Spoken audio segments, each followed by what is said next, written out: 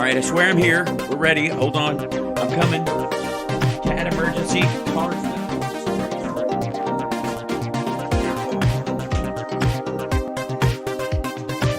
God darn. Who is it, Mr. Singlenden? Okay, there I am. And, hey, I can hear the song and everything. Everything is working. Oh, yes. Okay. One more thing. Do it all the day. Hey.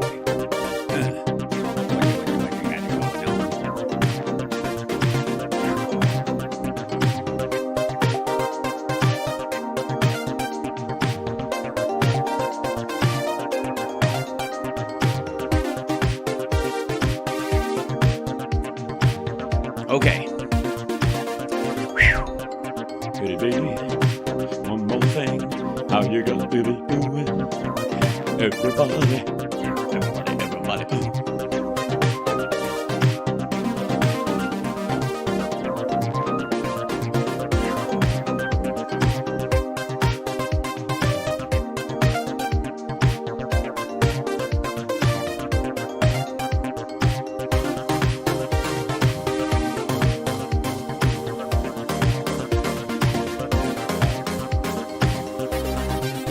Okay, here we are. Hi. Okay, there we go. Sorry about that, guys. So my car broke down. It didn't really break down. It just kind of wore out a little bit. It does that. It's old, and it's a great car though. It's a great car. I'm gonna keep it until I'm gonna burn it until it's absolutely got nothing left in it, and then I'm gonna get an electric car. That's how it's gonna work. See, that's the way I feel like I'm making the biggest contribution is, to not waste the thing, just go, oh, what's the hottest thing, just move on to it. So, to the next, grabbing one branch before letting go of the last one, I suppose. I love the car. It's done very well for me. It's terrific. And so it had a little battery issue. And now, yes, my FJ Cruiser, it is now in the shop overnight. Fingers crossed, it will be fine tomorrow. We shall see. It's having its temperature taken right now. They've got a rectal thermometer in it right now, which is, I think, very odd, but, my car can take it. It's tough, and it doesn't cry out when it's being serviced.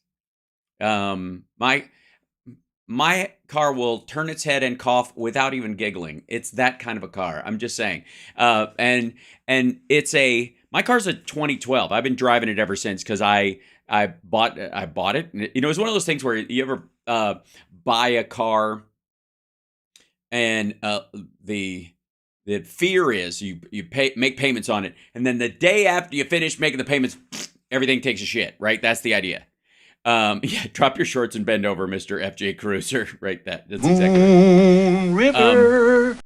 And that's always the fear, right? You're always afraid that, like, I'm gonna this thing that it's gonna be so close, and then I pay it off and, like, it's mine now. Everything takes a dump, and the whole engine falls out, and the radio stops working, and everything blinks. This car has been fucking fantastic. I was reminded while talking to the fellow who at the dealership at the service department, who was lovely, great, nice people, about the 2 times I have been sideswiped in that car. There have been 2 situations where I have been hit while driving my car, and both times rear quarter panel side like that, both turned into me, and then one did it, wrecked, like tore off the front quarter panel of their car and then just drove away. So either stolen or didn't have insurance or whatever, but they just whack. It was a terrible noise.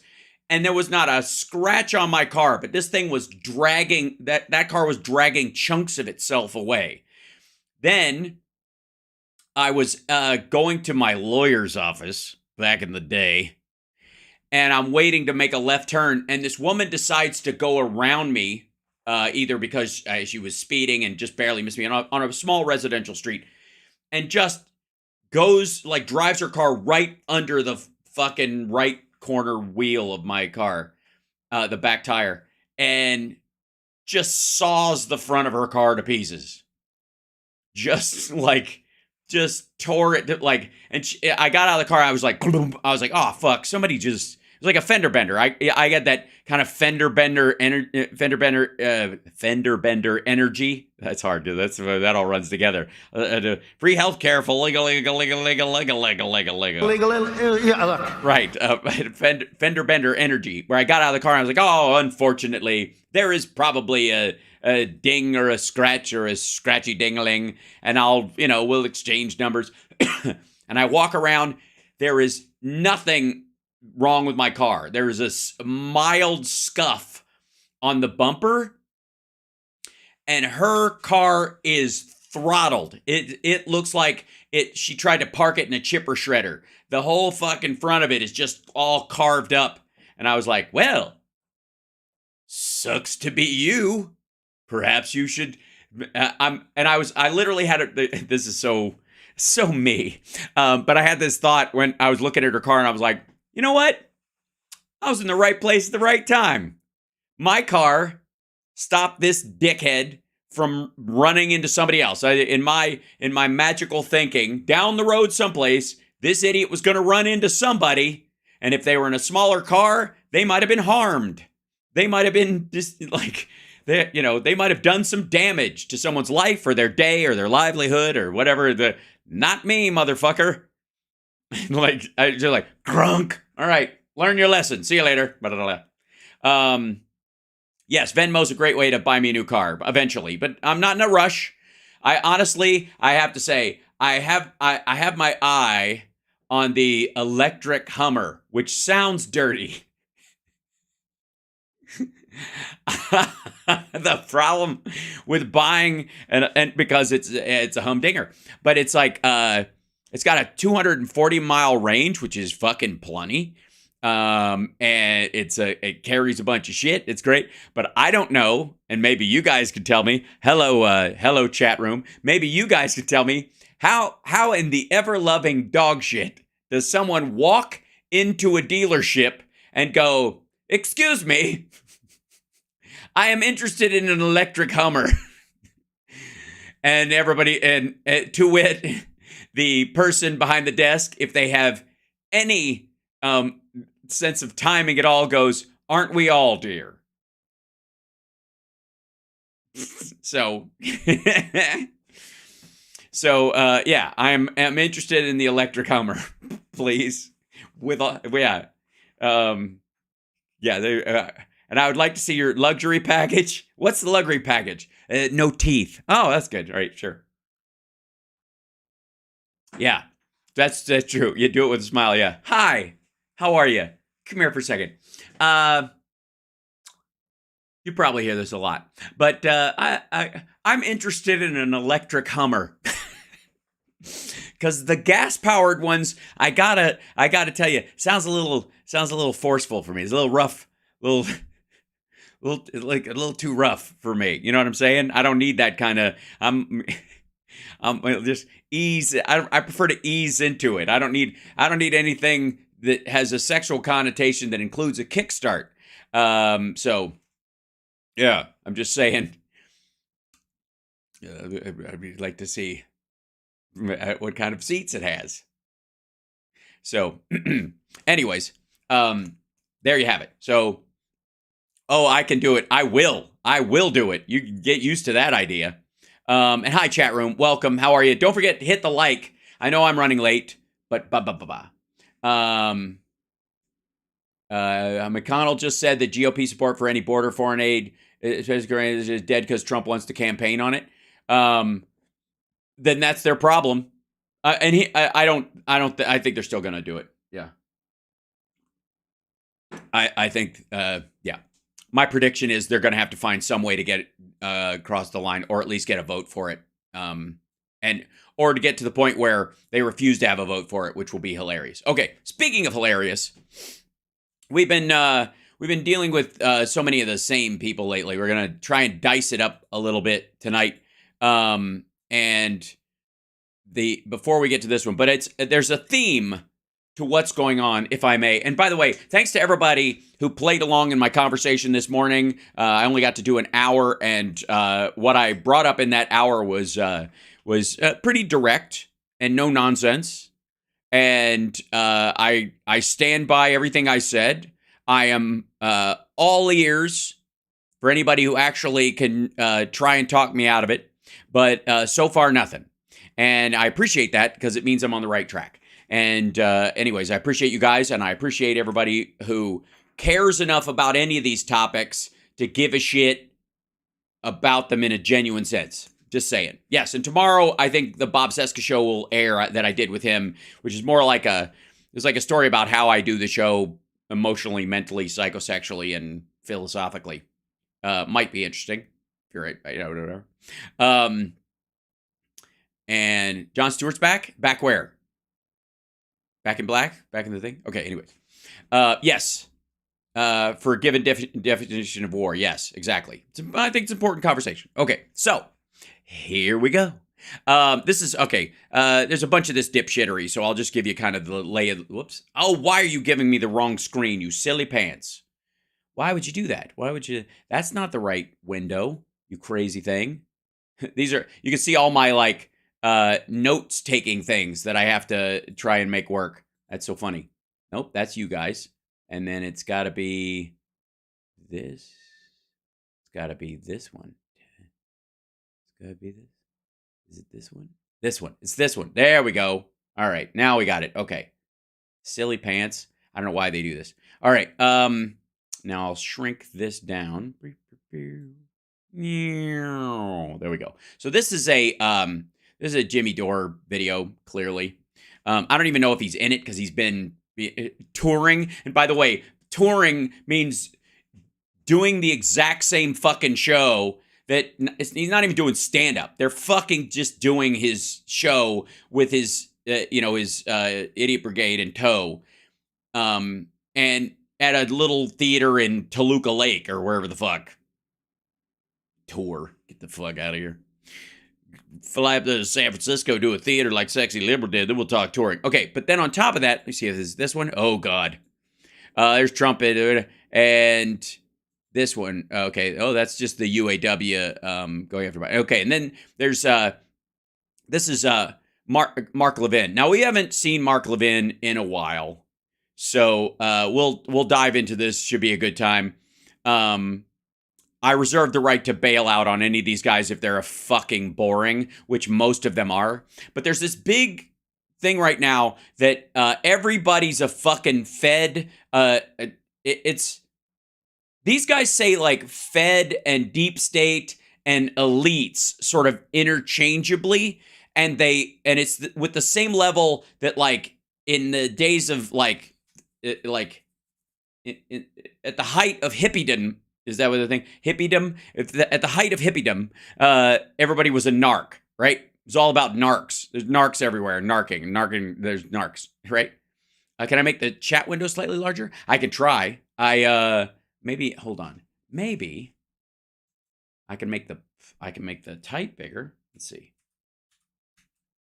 And it won't, then it'll be impossible to read because if I go to it, I'll show you. This guy right here. You could probably see it a little better, and then I'll make a slightly larger one in that regard.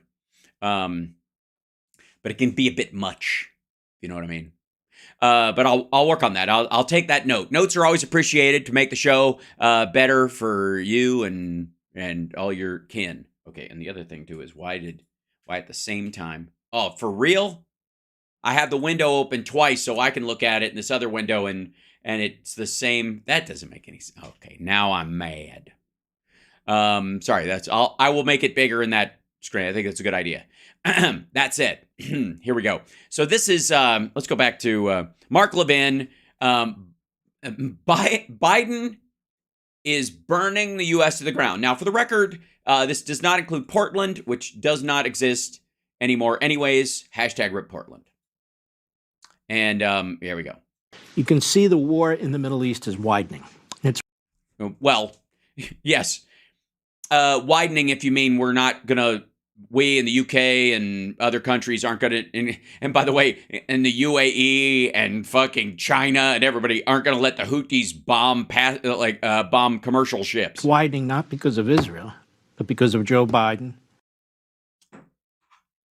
But widening, why? Because he's trying to keep Israel from widening it? And Antony Blinken. Appeasement, equivocation. Yeah, so here's the thing. Not carpet bombing the place and not putting, restrictions and putting restrictions on what Netanyahu does and putting that kind of pressure on him, which, by the way, he's not just getting from Biden, but he's getting from the Israeli people and different governments throughout the world and the UN and all that kind of stuff. If you do that, then the terrorists win. Is a provocation. Right. By not carpet bombing civilians, you're provoking these people. You have to put the fear of God in them. Okay, side note. So, invention idea. Work with me on this. The Israelis, drop leaflets and they text and they do all this stuff to warn people when they're going to hit a building. We do the same thing. We let the Houthis know we were going to hit their sites like a little bit before. Okay. And my concern is, and what occasionally the other deaths would be, is the people that don't get those texts, or don't read those things. And famously, there's a guy from Hamas using the hostages paper and the warning leaflets as wrappers for falafel, and was like holding them up and going, "Fuck you." So there might be some civilians who don't know, aren't warned, don't get the warning. So here's what we need. Work with me on this. And I think it will work with specific people in the world, if you know what I'm saying. We need a sonic bomb. We know currently that there's technology for making big sonic impact waves that don't do any real damage to humans, but it's like a big warning pop, like noise, like a wow noise, right? Like a movie soundtrack noise, but you have to specifically tailor it to something that just sounds like a big whoom, like almost like the aliens in War of the Worlds, right? Right before that, their engines would fire up, and then with that, do like fireworks essentially above it, right, at the same time, so that the people who are under it, when they're going to hit one of those sites, go, "Holy fuck, this might not be the Americans or someone else. This might be the Lord himself, and I am going to clear." That, you know what I mean? Can you imagine if they just did, like, right before we struck a place,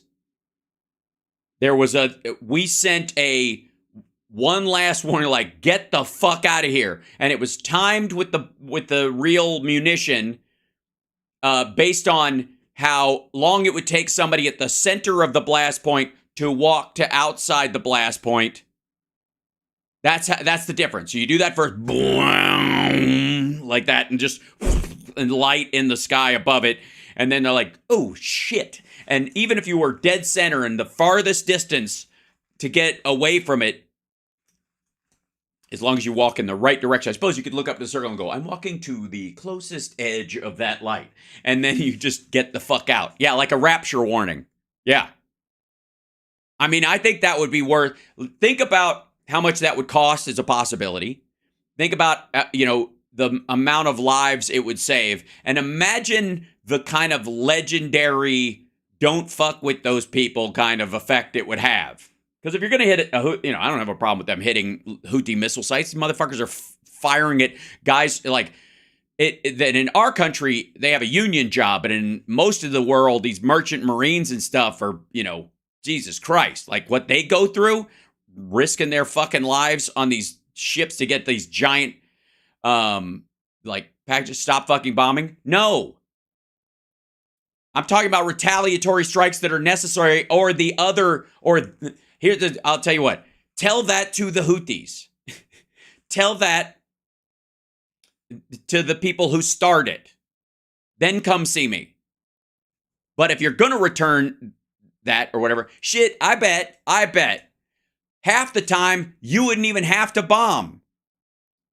You would just, that thing alone, just the big boom light thing would be, you know what? Maybe we should probably stop firing rockets into those populated areas because the Lord is getting mad. You know what I mean? Like, you might actually I think it would work. You can do, honest to God, you could do that in the United States in places, and you'd have like Louisiana Christians going, the Lord does not want us to do this, right? I'm always up for non-lethal means. You don't believe in warning a legit military target. I agree. However, the problem is in these areas, you have a mixture of legit military targets that the people around them, they hide it amongst civilians. That's what Hamas does. That's what the Houthis do. It's what the Iranians do in Syria and everywhere else. And they don't give a rat fuck, and neither do the Russians. So the thing is, they may not care about their civilians, but we can, right? We can give them a warning, and we can drop, you drop the leaflets and all that kind of stuff, but you also follow it up with like one last thing, like, get the fuck out. I mean, it could just be a giant recording in whatever the language of the area is, just get the fuck out. And then and light, and so, you know what I mean? Because that would be shock and awe, not just bombing something isn't shock and awe. You can't be in awe when you're already blown to pieces. It's a theory. Work with me on it. It's think of it as a taser before you pull your sidearm, right? Civilized. Okay, back to where I was. People are getting mad. And by the way, the idea that somebody would float the idea that, like, stop bombing people. Like, okay, unless you're saying that to the people who fired first, I'm not interested. You know what I mean? That's like saying to a rape victim, stop fighting back. Why are you being so violent, lady? Explain to me how it isn't.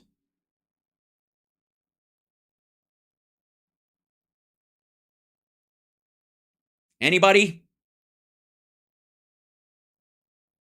Yeah, the biggest Marshall amp in the world. We need to get Doc Brown and Marty McFly. Yeah, it's a sound analogy. I stand by it. So, all right, I'm going to float that. Now, here we go. Now, have I pissed off a significant number of people yet? Excellent. All right, here we go. Back to this dipshit. For our enemies. Also, for the record, I'm bringing this stuff up because I have a realistic view of that the world is not like a kumbaya place that will automatically fall into, like, fucking everybody living in a commune and in a drum fucking circle if everybody just laid down their arms tomorrow. It's not going to happen. It'll never happen. It can't happen. It's ridiculous, and it will take a long process to get us all to a peaceful space, and it takes a lot of engagement. This motherfucker doesn't believe that. This motherfucker's not even having that conversation. This motherfucker thinks that the only thing we're doing wrong is not telling Netanyahu to fucking level Gaza. Everybody dies. Fuck them. That's it. I'm a warmonger. Eat shit. I am not. If I was a warmonger, I wouldn't want to end it that way. I would, and again, like, why would I, if I was a warmonger, why would I suggest half measures? Why? Also, again, how is that not like screaming at someone who's been sexually assaulted? Why are you fighting so much? Quit scratching people.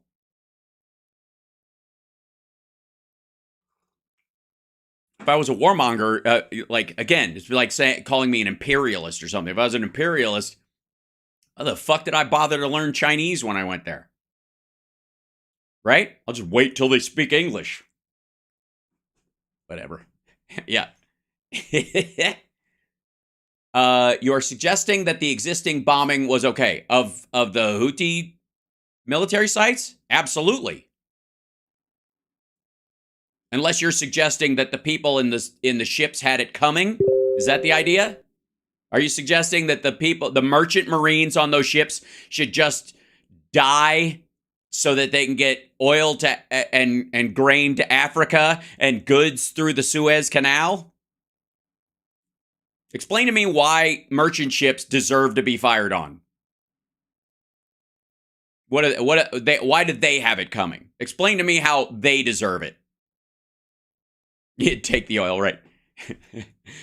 Why would I take the oil? Well, Trump wants to take the oil, and that's what this guy would do. He's complaining for the same shit.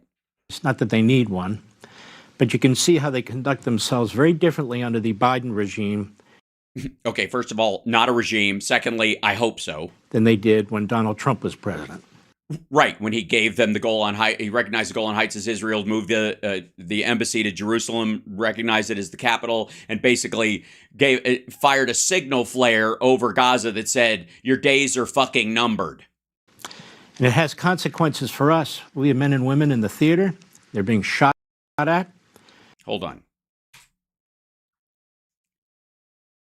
Differently under the Biden regime than they did when Donald Trump was president.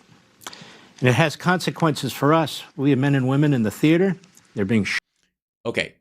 Consequences for us. We have men and women in the theater. The theater. And look, as someone who's been in the theater, but not of war, but in the theater in general, I'd like to say I'm fine. Secondly, we have always, did Mark ever, sir? I don't think so. We have always had people guarding merchant ships and protecting private vessels against fucking pirates and the like. Get the fuck out of here. Shot at. They're exposed. In this administration, they're not exposed. They're not exposed. They are in dangerous parts of the world for a fucking reason. Look, police get fired at as well all the time. They understand that's part of the gig. It's not, yeah. This is just lazy.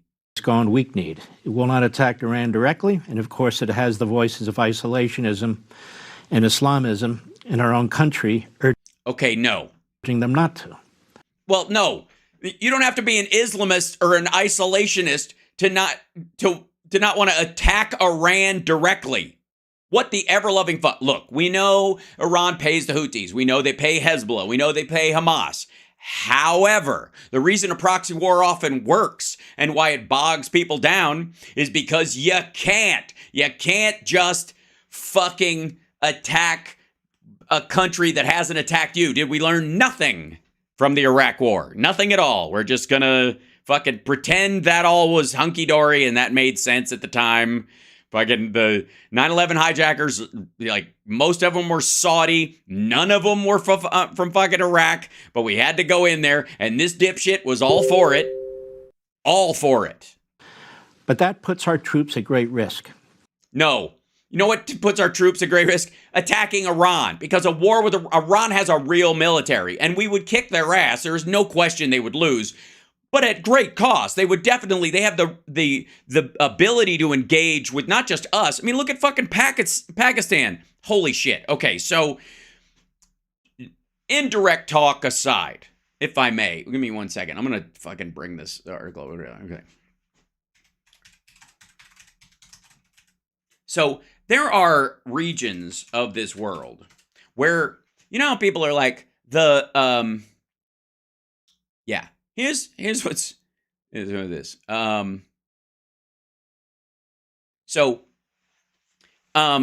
There are areas, especially, millions of people would die. It's fucking stupid. And it's not necessary because in large part, the Iranian people would take much to make them on our side. They would absolutely open up and secularize for the most part if they could, but they're under the thumb of the mullahs. And if they had the ability to, the Persian society is fantastic. If it could be revived again, okay, never mind. Here's what happened. You want to see something? This guy? Nope, that's the wrong one. Hold on. It's this guy. Okay.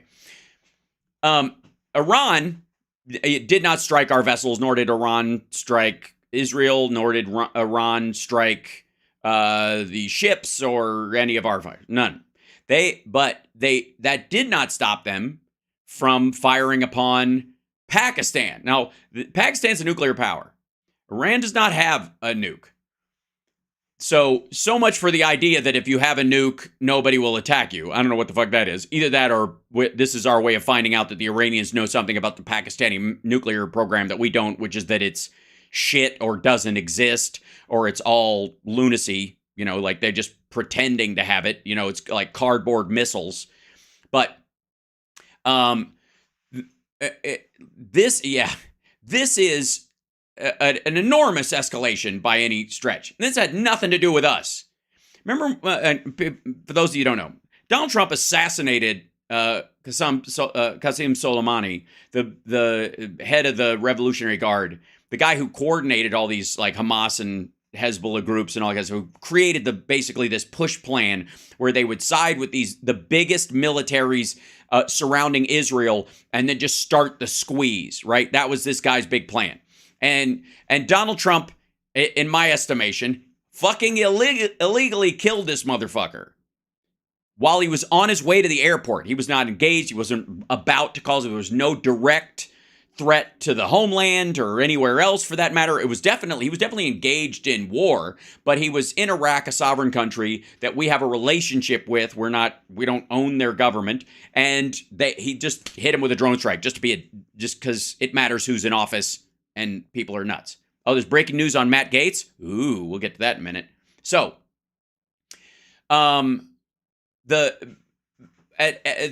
he's worshipped as a hero in Iran by a certain stretch of the folks that are there. He's like a folk/religious hero over there because of this struggle. And there were 2 bombs that went off at his funeral procession, this big memorial service they have for him, and killed 90 some odd people, I believe, and injured a bunch of others.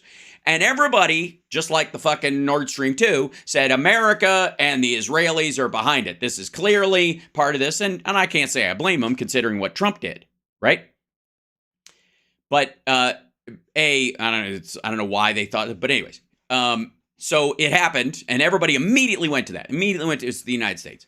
And then, egg on their face that it was, ISIS took credit for it.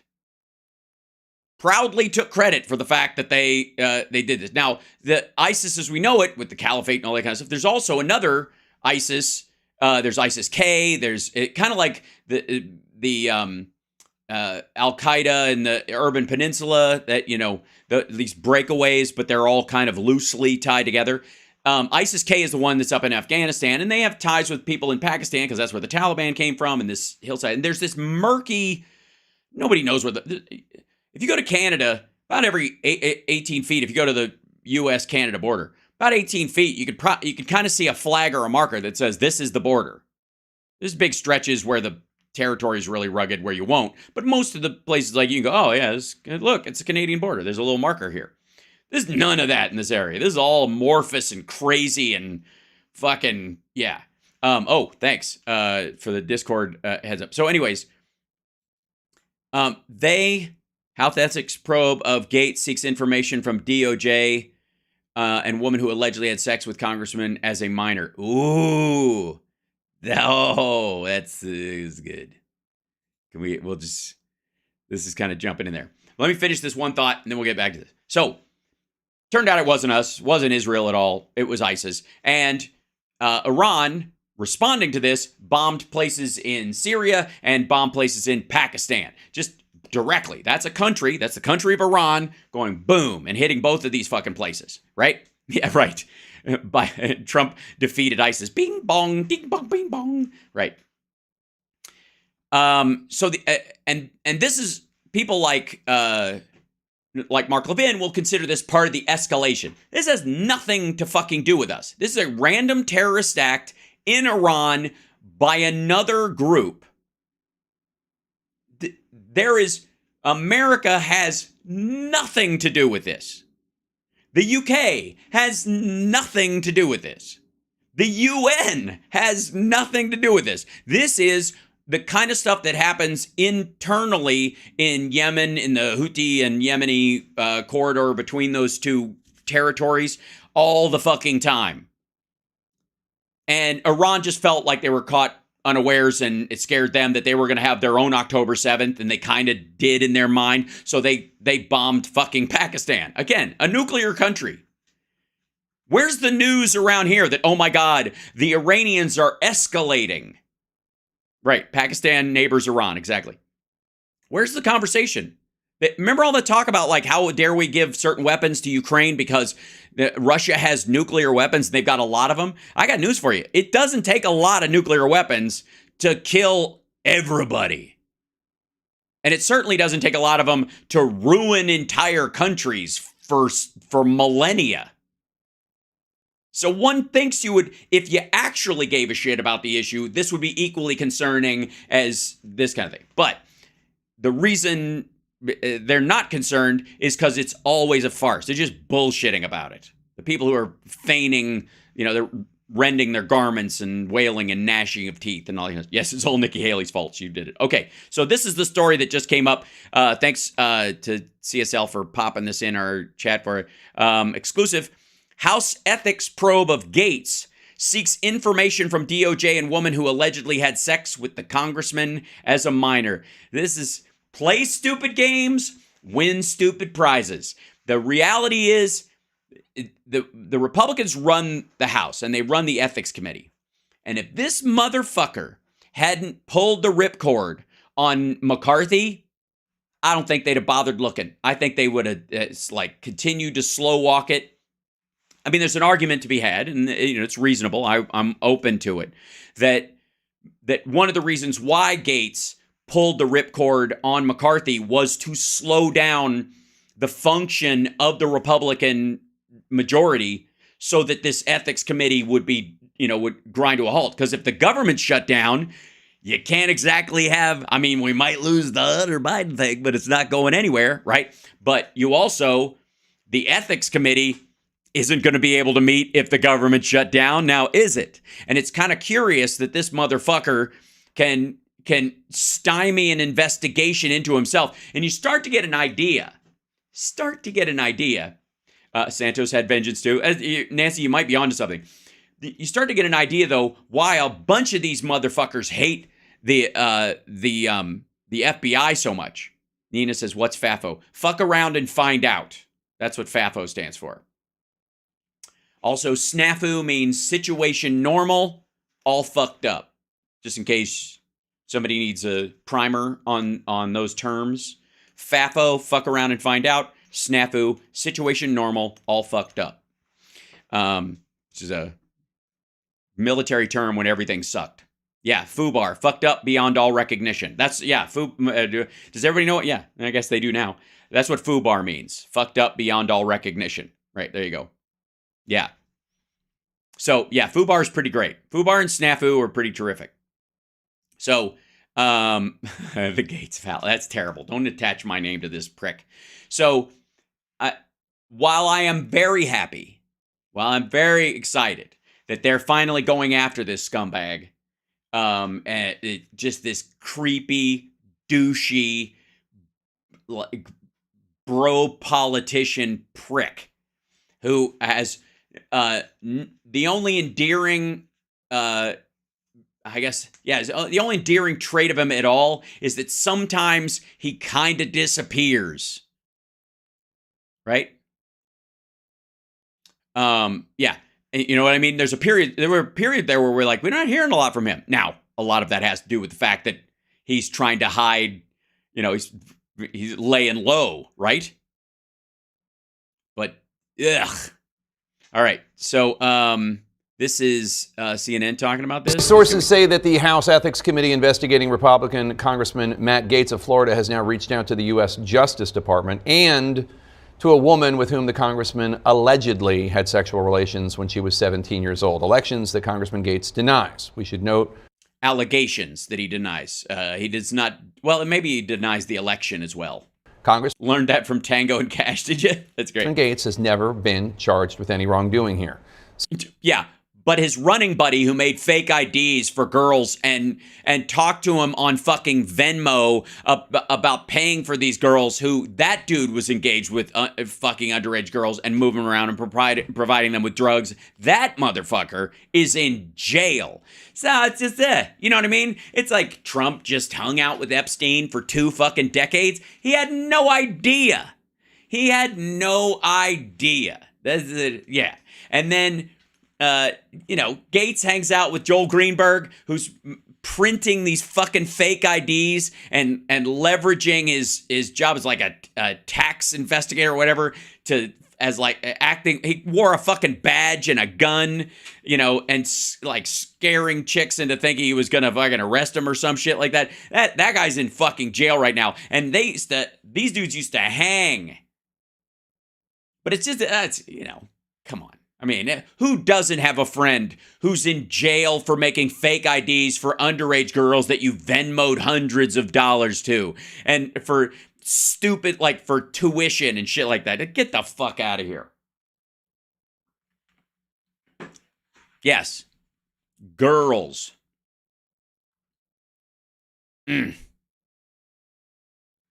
Yikes. CNN's Paula Reed has this exclusive reporting. Paula, what have we learned?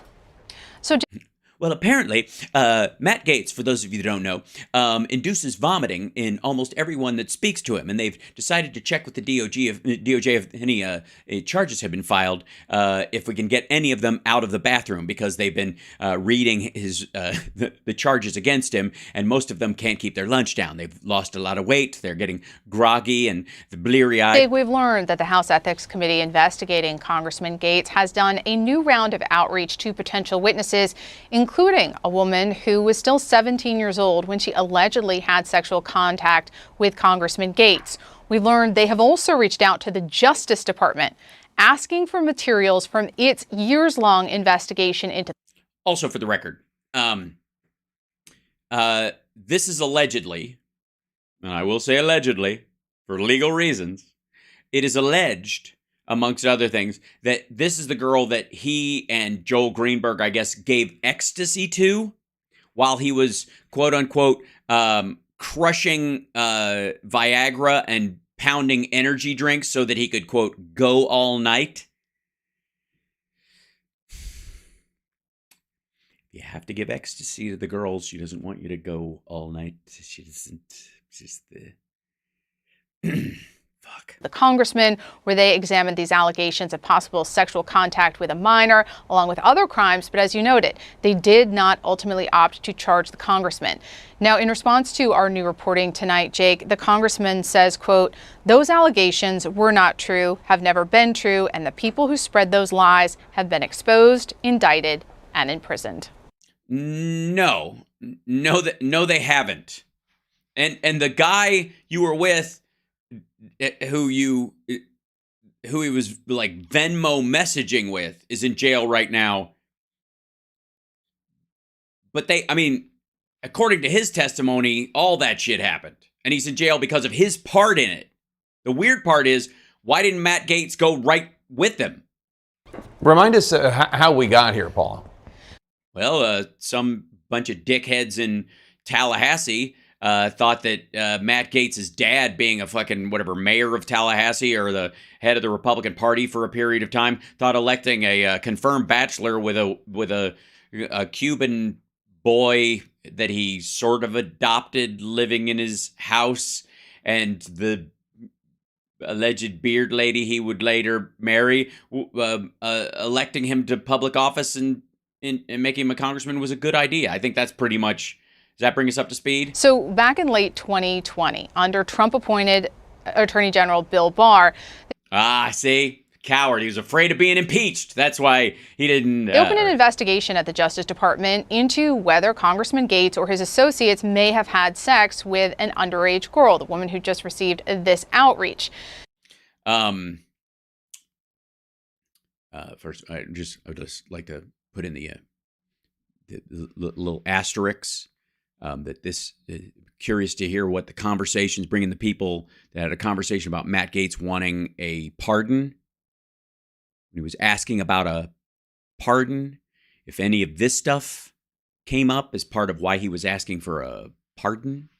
Now, this expanded over several years to include also looking into allegations of possible lobbying violations, sex trafficking, and even obstruction of justice. But ultimately, as we've said... Good God. Kudos to CNN for literally finding the creepiest, palest, most vampiric, fucking squat-faced shots of Matt Gaetz available on the internet. That Congressman Gaetz was not charged, though his associate Joel Greenberg did admit to multiple crimes, including soliciting and having sex with that minor. You mean the one they texted back and forth about? Hey... Remember the days, I don't know if you guys remember this, it was a long time ago. Remember the days when a congressman being caught texting with a dude who had sex with an underage girl about how they both knew her and yucky yuck, that would be enough to get them through. Remember, there was a time, were we ever so young, many years ago. The Ethics Committee had its own probe starting in 2021 into the congressman, but then put that on pause to yield to the federal investigation. But after the federal investigation wrapped up last year, this was all revived. But this revival has not been without serious political consequence. Gaetz privately blamed former House Speaker Kevin McCarthy for reviving the ethics probe. And the former speaker has also blamed Gaetz's frustration about the ethics probe for, Gaetz's work to try to push McCarthy out of his position. But we see what I fucking say. That I don't have an inside line to the fucking Republicans. But what I say. What did I just say? What I say. God, nailed it again. That's right. Thanks, Professor Funbags. Just we're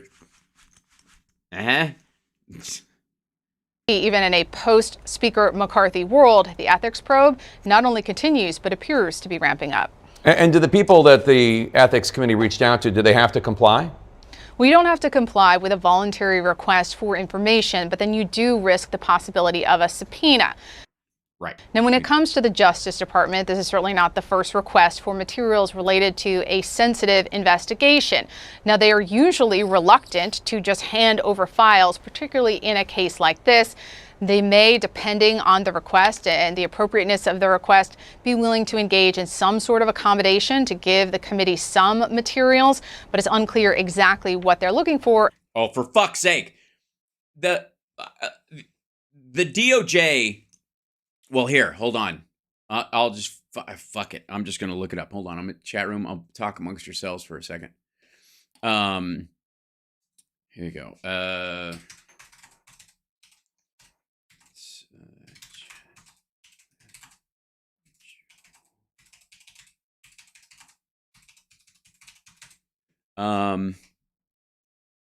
Let's see.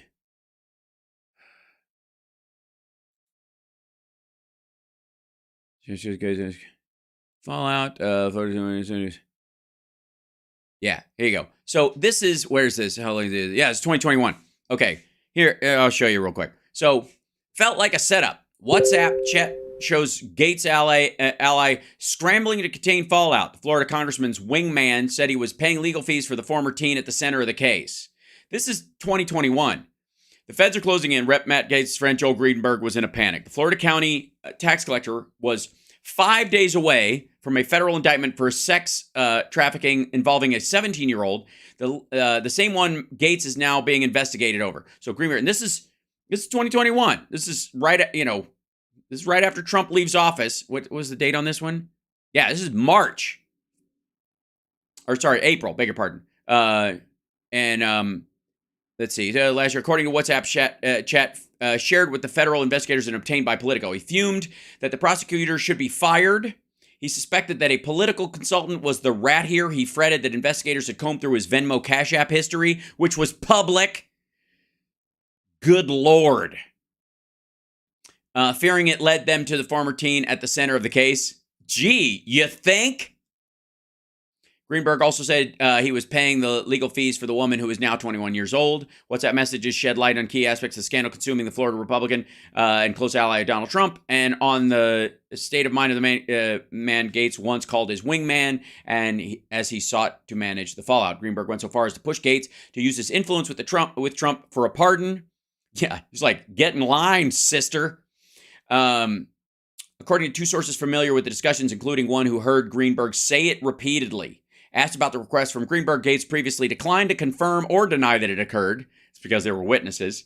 But the congressman said he did not ask Trump to pardon Greenberg. Gaetz could be reached this weekend to discuss the WhatsApp messages that are the subject of the story. Really? It was just busy that weekend? It must have been a busy weekend. We'll have to go look up. I wonder what he was doing that weekend. It must have been a lot. Gaetz' allies now fear that Greenberg is preparing to strike a deal with prosecutors to deliver Gaetz, who has consistently denied any wrongdoing. The congressman has not been charged so far. No evidence has surfaced against him beyond anonymous allegations he had sex with a minor or paid for prostitutes. And the messages back and forth between him and the dude that are basically code. where we're all supposed to be fucking naive again and pretend we don't know anything. Oy, God.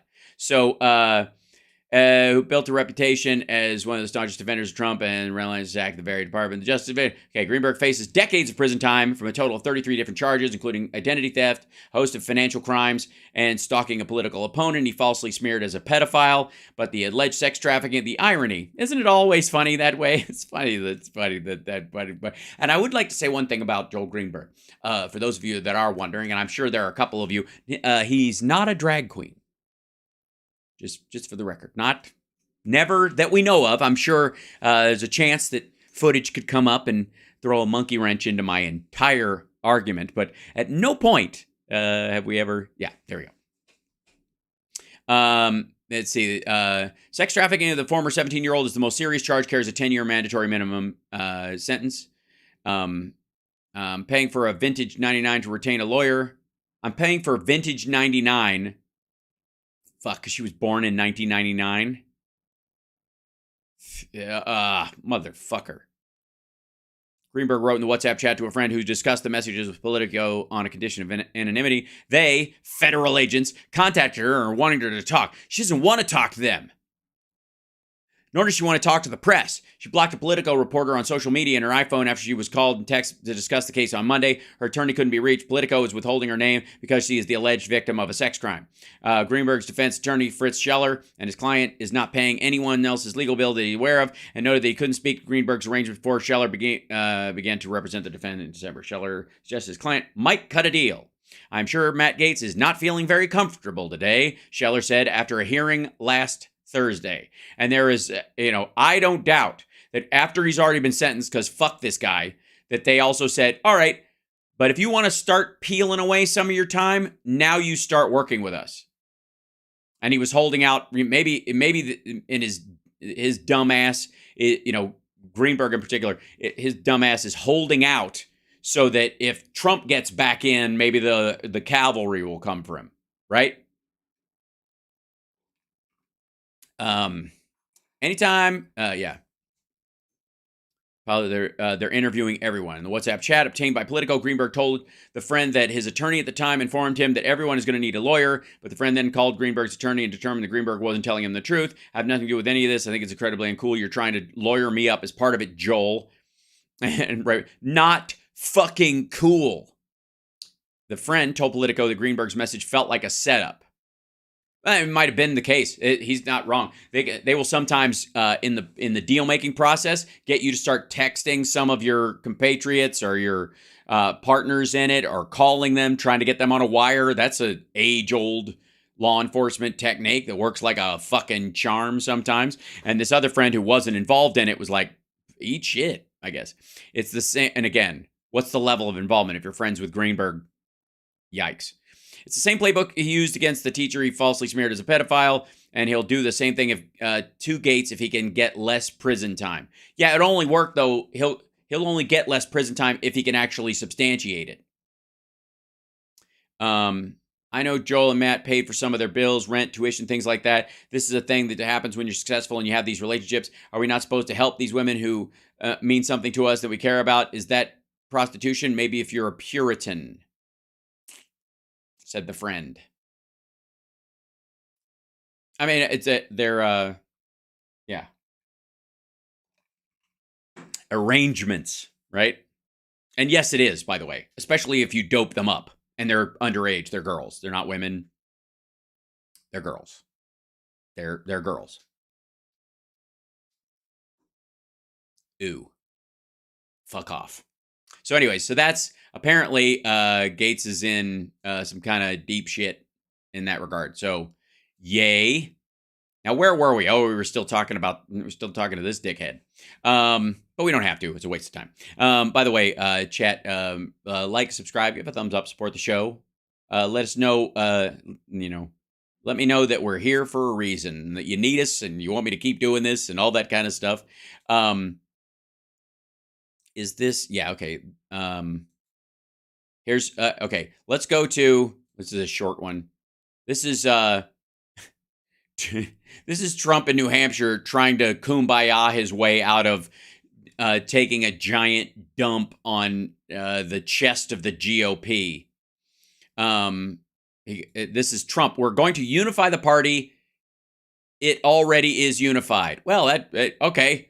Promises made, promises kept. What the fuck? We're going to unify the party. The party's going to be unified. It already is unifying. When you look at a unifying. Okay, at least he said unifying. Crowd like this, and they had no idea I was coming. In fact, 20 minutes ago, I had no idea I was coming. Okay, that I believe. They didn't tell you because they want to surprise you with, yeah. Look at all these people. It's a surprise. Oh my God, look at all the spontaneous love. I want to know the truth. They had no idea, and you look at a crowd like this, we're going to have a big victory. No, you didn't. You had a fucking single-digit victory, dum-dum. A big victory. You doing okay? I am. I love this guy. Oh, it's he's talking to Marjorie Toe Jam Green's main squeeze. She won't drop out of this race no matter what happens. Say it. Nikki Haley says she won't drop out of this race no matter what happens. Well, she may not. I don't care if she drops out or not. Doesn't matter to me. I mean, she said she'd never run. Remember that? So what did that mean? She said, I will never run because he was a great president. I will never run. Then she started running. Yeah, I don't remember her taking that a direct quote, I will never run. Also, to give, I guess, Nikki Haley a little bit of room. Perhaps when she said that, she wasn't serious about running in general. And she didn't realize what a scumbag you would continue to be. So what she said doesn't matter, right? Because it doesn't... Because she's a woman. Just say it, prick. Oftentimes she'll say things that she doesn't mean. Yeah, is that why you sent her to the UN? You hired her, mother...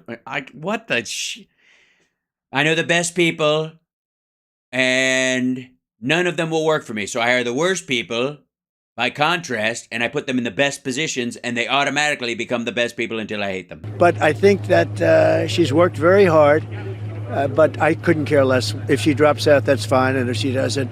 We go, next stop is Nevada, where we win 100% because they looked at the polling. I was at 94% and they didn't register. They didn't want to pay the fee to register. So we win 100% of Nevada, and then we go to South Carolina, and I think I'm winning by 50%. What do you mean they don't want to pay the fee? And we have support of almost... Does anybody know what the fuck he's talking about? That just seems dopey. They didn't want to pay the $75 Nikki Haley with her brand new donors couldn't afford the $75 filing fee. Is he talking about the primary versus the caucuses?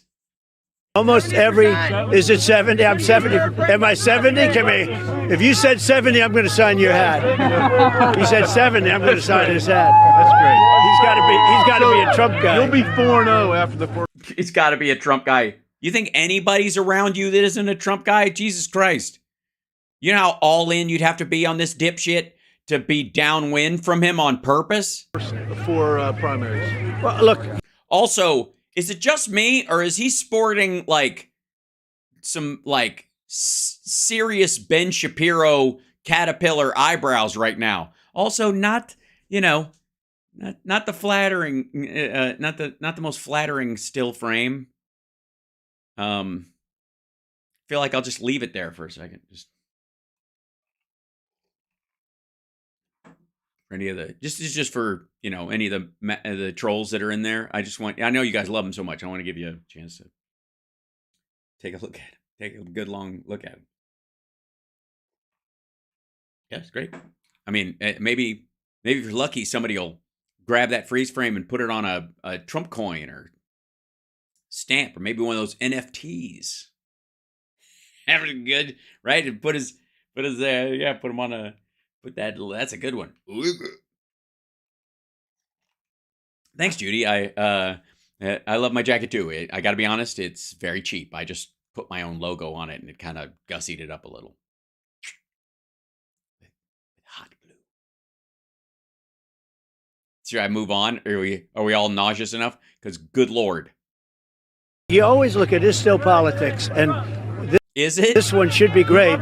So Iowa last week, we thought we were going to do well. All right, real quick. What the fuck did that sentence mean? 4-0 after the first four primaries. Well, look, you always look at this still politics, and this one should be great. So Iowa last week, we thought we were going to do well. We had no idea. We ended up at a tremendous number. That was an all-time record. It's a caucus, dumb fuck. And it was low turnout. The record was for percentage because so few fucking people showed up because everybody else in your party was like, good Lord, fuck this guy. Maybe we do it today. I heard some of the networks say that if he didn't win by 62 points... Well, no, they'll set some. Yeah, they'll say if we didn't win by 114%, here you go, man. Look at the hair on that guy. Look at the hair on you. Elvis is back, baby. That's pretty good hair, huh? Yeah, you got hair on you? That's good genes. That's what that is. I like stuff you have no control over. Yeah. The things, born stuff, whatever. That's great. That's some hair on you, whatever. Is that held on with snaps or do you have a zipper? You shouldn't even wear a hat. You'll disturb your hair. I don't need the hat, that's right. How do you feel about the crowd today? It's a very, very curious interaction. Coming out for you. You're going to win. Well, I think it's amazing because nobody knew. 10 minutes ago, I didn't know I was going to be here. I still got to say, I think they told him he has a bunch of stops and he just doesn't bother to pay attention. So he assumes everybody else. No, he's not 70. He's 76, isn't he? 77? And I came here, I said, look at the people. These people are here to vote for us, and that's a great honor. Now I really feel we might have a chance of a really big day. We're going to make America great again. We're going to make that border so good, so strong, so powerful. A very powerful border. It's going to be people are going to walk towards it. If you don't speak English, you're going to bounce off it like a fucking force field. The border, I think, has become the biggest issue now. Yep. Oh, thanks for teeing it up, dum-dum. Thanks for doing that. I got to tell you. Little, if I may, come here, folks. Lean in. You wonderful folks. I'm going to scroll this down so we can go to the chat room. Come here.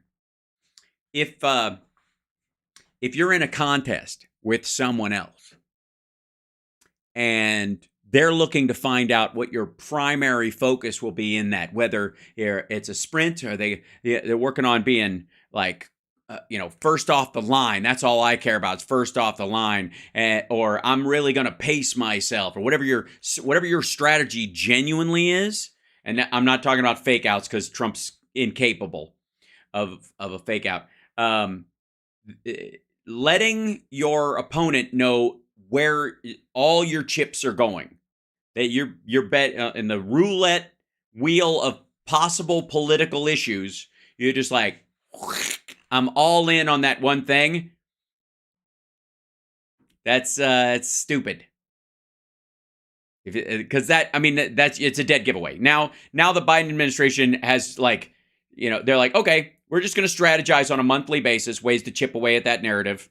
And the first one is primarily this piece of legislation. And if they don't vote for it, we'll bring it up again and again and again every fucking month. And while we're at it, we're going to use discretionary funds and executive orders to try and surge stuff to the border and take care of it and stuff and let them fight us on it and all that shit. And he's going to keep selling this because he won't have anything else.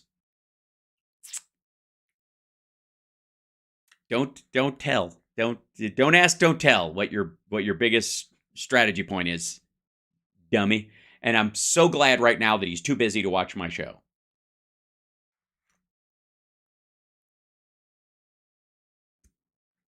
It was number 3, 4. It was always up there.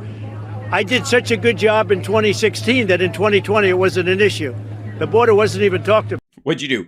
Yeah, in 2016 I took care of the border, and then I went golfing. 2020 it was, you can't. No border is so secure that a disease can't get through it. Apparently they're very small. And then they wouldn't even let me talk about it. But I wanted to talk about the border. Nobody wanted to talk. Because of COVID, you dumbass. This makes the 2016 situation look like nothing. This is the worst border that any country probably has ever had. Okay, not even close to true again. Like, look at all the Afghans who crossed into Pakistan. Look at any refugee crisis in the world, and look at fucking. I blame the wall. I don't know what else you can draw. I've said it before, and I'll say it till I'm fucking slightly orange in the face, I guess. Why was the border better before the wall? Why would that be? Could it possibly be the access road that was necessary to build the fucking thing on the Mexican side of the border that allows immigrants to travel further, get all the way to the end of the barrier, and just walk around it because it's on native land or private property, and they can't do anything about it? Could it possibly be? You recognize that may be why when Fox News shows people walking around the edge of the wall and they don't even recognize that they're giving it away? And I don't think Biden has any idea what he's doing to destroy this country. Can you come? Well, I don't think he thinks he is. Destroy. Whose hat is this? Can you comment? Whose hat is this? Just throw it into the crowd. Fuck them. What's going on in Texas? Whose hat is this? The guy with the great hair that you thought was great. And you were like complimenting him. Whose hat is? You don't even need a hat. You got too much hair. Fuck you. Pretend it's a paper towel. Run for it, asshole. Greg Abbott, the Supreme Court ruled. Well, that was a surprising ruling. Yeah. Very surprising. Was it? It's your fucking court, dummy. Support the border bill. We'll get it straightened out because basically they gave the power to the federal government. I understand that. Sending the word. Yeah, because you're running to be the head of the federal government. But when I'm in the federal government, they can put up all the wire they want. Okay? They can. No, they can't. Especially when it's not on the U.S. side of the border. It's on the Mexican side of the border. We can't put razor wire on another country's land. Do you recognize? I mean, beyond the fact that it's fucking, it shreds people who get stuck in it, and somebody's swimming at night and they don't even realize what it is, and they just think it's wire, and then they get caught up into it. It's fucking women and children and people, even if it's a grown military age male. I don't give a fuck. It's terrible. But on top of that, it's on the fucking, if we can put razor wire on another country's soil without their permission, can you imagine the legal slippery slope? You idiot. They can put up all the wire they want. Thank you, everybody. Yeah, it's not that it's wire. Dude, we're not worried about speaker cable. Get in and vote. Don't waste your time. Don't waste your time out here. Get in and vote. Here. How long does he fucking think this takes? Here, take a hat. Here, run it. All right, thank you, press. Thank you, press. Let's go. That was it. It's very exciting. Very, yeah. Ooh, baby, baby, it's a wild world. How you doing? His hair looks like it's made out of the hair my yellow lab is shedding. Yeah, it's weird. It's got that kind of cotton candy meets fiberglass insulation texture to it. Okay. By the way, let's jump in here real quick because no, I don't do this. We haven't seen this asshole in a while. Now, I know I'm not going to do this full clip because it's a fucking half hour. Okay. Talk about dodging by overtness. This is, and for those of you who don't know, this is rusty trombone. By the way, I don't know. I think technically this is, you want to see something that's really weird, odd to bring up? Well, I'm not going to. He has more sexual assault cases in court right now than he does. Than Trump does. Yeah. Do you know what kind of an asshole you have to be? Right. Okay. So, this is, I just want to, it's got to happen right away because, oh shit, he always does this. I guess this works with the algorithm. You just spell shit with an asterisk or an exclamation point and get away with it. Oh shit, something big, all caps, is happening with Trump. The media is scared. Okay, what's happening with, what is he scared about? Let's see. With Trump rinsing it in the primaries and expected to win New Hampshire tonight, are even Trump's worst enemies in the legacy media secretly rooting for him because what they really care about is ratings and money? Oh yeah, okay. So that's the great storyline. So his idea is that really CNN wants Trump to run because he fucking how terrible he is makes good news. It's like saying, do people sit around in newsrooms and go, "Oh, I hope somebody gets shot or a fire. A fire would be great, like with a family in it. Oh, we need a good fire with a family."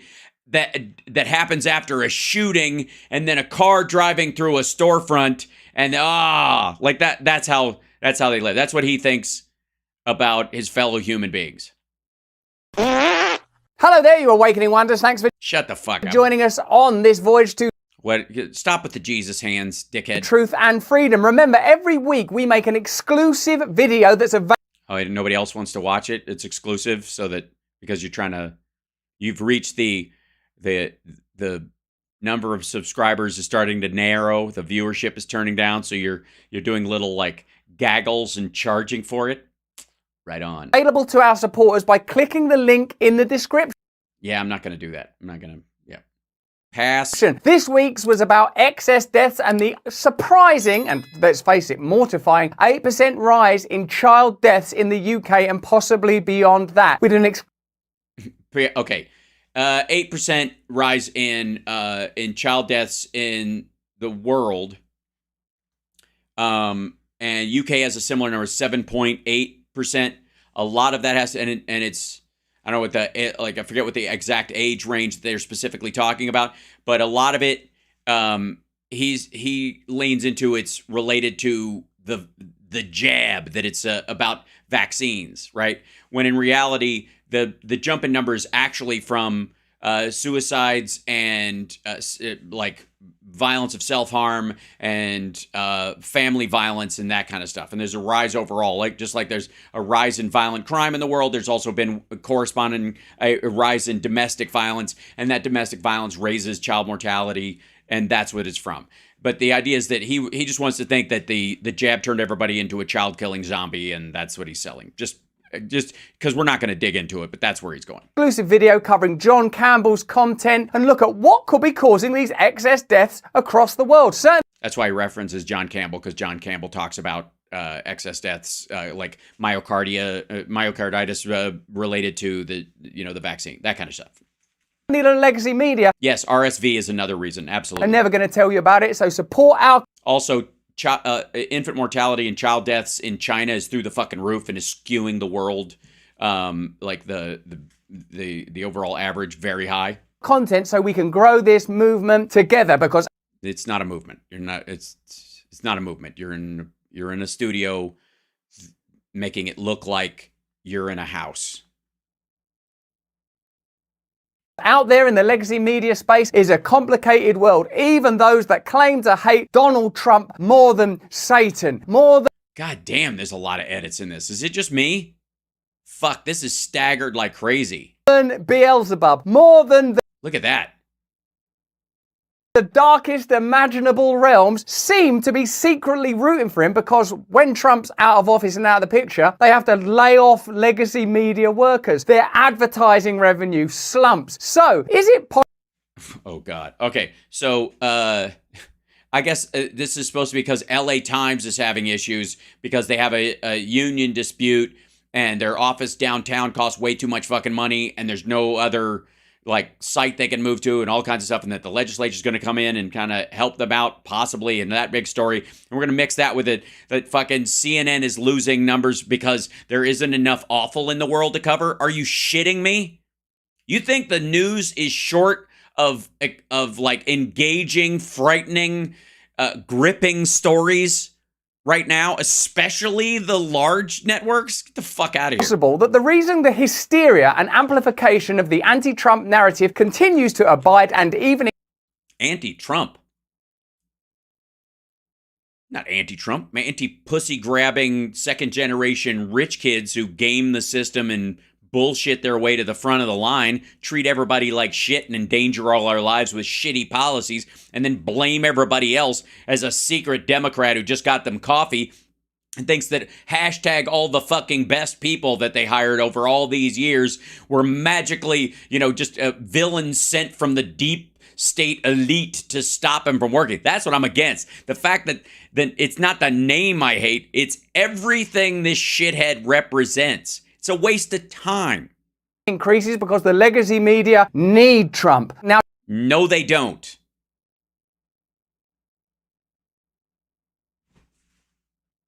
Do you think if the O.J. Simpson trial was on, do you think they diverted to Donald Trump during that time, or that the ratings around that, where people were literally watching like legal proceedings every fucking day, sometimes all day, like the productivity drop around the fucking O.J. trial was enormous? You think they would have skipped over like, oh, what does Donald Trump think about that? Let's just bring him on and let him do fucking commentary. Nobody cares about him as a person. It's fucking boring. Trump is expected to win New Hampshire tonight, and of course he rinsed it in Iowa, but there was He rinsed it? a rush to announce his victory, perhaps preemptively, because legacy media outlets wanted to be the first to unveil the information. Let's have a look. No. Oh, good Lord. No, they weren't unveiling it. It was obvious. They could tell by the people entering the rooms who was showing up, how many people were available. There's a finite number of human beings. It's a fucking caucus. They're sitting right there. They didn't rush the fucking vote in New Hampshire. That lasted like a normal fucking vote. They counted it later. They electronically tallied it. And you'll notice that Donald Trump is not bitching in any way about machines tallying votes and how you can't trust the election and all that kind of shit. I'm sure there's some amongst him that thinks that the margin was narrowed, right, during the New Hampshire vote, and that's what he's, there's obviously some rigging going on or some shit, but it's not because dead people voted or votes were faked or fake ballots came in or any of that horse shit, or that the computers fucking bounced votes off the moon and they went to Spain where Chinese sweatshop workers smeared them with panda cum and then rolled them up and shot them like votes like spitballs across the sea. I don't know. I didn't really read the paper on how they managed to do it, but anyways, the point is, they knew, but they could look at the room. It was a caucus. You fucking idiot. There's some legacy media reporting around Trump and see if we can see where the hypocrisy emerges. Well, we don't know the number yet. Julie Fine, thank you so much, but the Associated Press has officially called it Donald Trump wins the Iowa Republican caucuses. That is 32 minutes after they began. We have this race called, at least in terms of number one.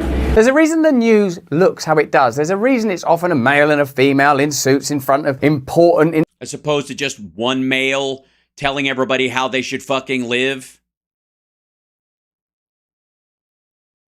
What's the gripe here? That women are included?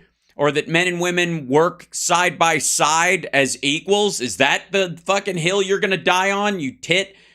And again, you could tell by looking in the rooms of the caucuses. People were gathered together. It wasn't a secret ballot. Institutional buildings is in order to suggest that the news is something other than a television. Okay, asshole. Were they wrong? Were they wrong? Were they wrong? Don't ask like it's fucking Dewey defeats Truman or some shit like that. It was a clear and decisive victory in the caucuses because it's a bully fest. That's how they work. They knew fucking Ted Cruz was going to win early too. They just didn't announce it because everybody else had a little bit more of a shot. Program. But it is editorialized. That means they select information to amplify. Really? Well, so glad you don't do that, Rusty. They select information to ignore and significant. Really? When did that happen? You would never do anything even remotely like that, would you, Russell? No, you don't cherry pick lines out of articles and half-ass read the background information. Significantly, they are funded by their partners in marketing. In this case, funded by their partners in marketing. This is where we have to have a lecture about how there's more advertisers than there is space.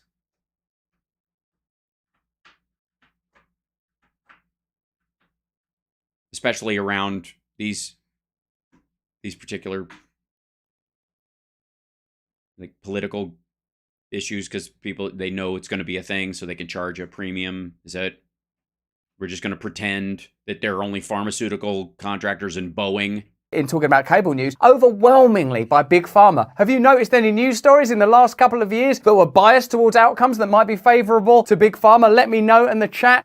Oh, fuck off. All right. This is just anti-vax shit. He's just planning his flag in the stupid fucking anti-vax corner, because that's a guaranteed win. Like, they'll never leave you. If there's one thing you can learn from the Donald Trump crowd, and the deep abiding followers like Roseanne Barr, for example, those fuckers will never leave him for this idea that he's deep, in the recesses of his mind or in secret, he's anti-vaccine, he's anti-vax, and they can count on him to be anti-vax. And so as long as he's that, it's everything they think about, like the pharmaceutical companies buy ads on the news, and so therefore the news will never talk about anything that goes wrong with a pharmaceutical product, which is just fucking stupid. It happens all the time. It's just like, come on. And also Big Pharma. Yeah, the Big Pharma conspiracy. Exactly. Good Lord. It's like 7 giant corporations all competing with each other.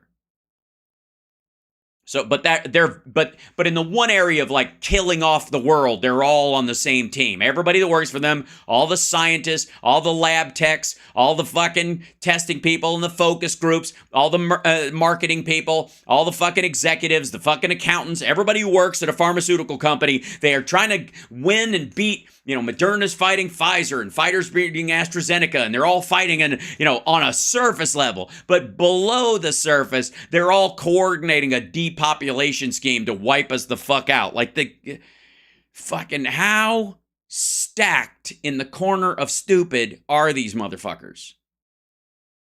You really think they called a truce on killing everybody on the planet? I'm serious. It's not even that they are just trying to the old adage, which was they have a cure, but they won't release it because they can make more money on people being sick. Now, that might be true if there was a big pharma. If there was a big pharma, if there's one big organization that ran it all and nobody had an option. Like, I don't know, Stalinist Russia, for example. But if that would be a possibility. But if you have multiple organizations, what is to be gained? What do you think? They're going to run out of diseases that could possibly kill human beings? And if one company had a cure for fucking cancer and they could just dust off cancer tomorrow, what do you think that does to their bottom line for fucking ever? They could literally afford to give it away for free for the boost in how much they could charge for every other, fucking sideline illness that, believe me, the company that cures cancer is going to sell the most cold medicine. Period. Forever. Right? This is like talk that goes back to like talking about the big three. Like there's only fucking 3 car companies in the world. That until, that they had a spark plug that lasts forever. And they won't do it because they make so much money off of fucking spark plugs. You're like, bullshit. If any of these 3 companies had come up with a spark plug that would last forever, they'd sell it to the other company because they'd have a patent for it. There's no reason to bury it. And then everybody'd want their car because it lasts longer. It's better. What are you talking about? Like, it's such a weird economic model. Like, how... is he just that full of shit that he just thinks everybody else is too every fucking day? Just weird. Anyways, fuck him. Well, I'm done because I was just again, that's a dip in. Now, speaking of fuck him, ladies and gentlemen, chat. By the way, hit the like, subscribe. We got a big chunk of people in the chat room. That's lovely. Hi everybody. Look at you, big group of people. That's a stack of human beings. Okay, I'm seeing a lot of YouTube. I'm seeing some Twitchers out there. Don't forget to subscribe if you're on Twitch. If you have Amazon Prime, it doesn't cost you a dime for at least one. Throw in some emotes in there. I should probably, why the fuck don't I have my like emote screen on this thing? Hold on. I know I'm probably going to, it'll probably cause my computer to crash, won't it? I did that early and often. I put the emote wall up, and then like every time I'd have a problem, which had nothing to do with the emote wall, everybody blamed that or the fact that my background moves. Neither of those was the primary culprit in any of these. It would always, you know, for the most part, it would turn out to be my, there we go, just grab this guy, and there it is. And, oh, look, there's that whole group of folks. There you go. And then I put it behind me, and then we're good. And I'll put this guy, where is it? And over here. Hold on, pink. It's in the wrong space. I'll put it back here. Whoops. It's moving it around. I got to stretch it. There we go. Ta-da! That's fun sometimes. It just is. Hi! That's the fun thing about Twitch. This is the kind of silliness that we need in this world. We need more silliness, folks. That's what we need. You know, we may never find peace, but we will find ridiculousness. Silly people doing silly things. You can always count on that. And I hope that puts a little spring in your step. It buoys you in the face of all that's difficult in the world. Appreciate it. Fucking, it's such a, like, I can't imagine. There are streamers that have this shit on all the time on Twitch. I'm like, how do you see anything? This is crazy. It's great, but it's crazy. Yes. Absurd birds. All right. All right, here we go. So let's go over here. I don't know what the ever-loving shit is going on. Where is it? Why are you not going? What are you doing? Calm thing is being weird. Okay. I don't know, obvious feds, he says, because the idea is that these guys aren't covering their faces because they're fucking bigots. And curiously enough, you know, no matter what the extremists on both sides say, Nazis not welcome. Almost anywhere. Yeah. And certainly not for long. Now, yeah. But it's a curious thing that, like, there have been enough of these guys busted where you know they're not feds.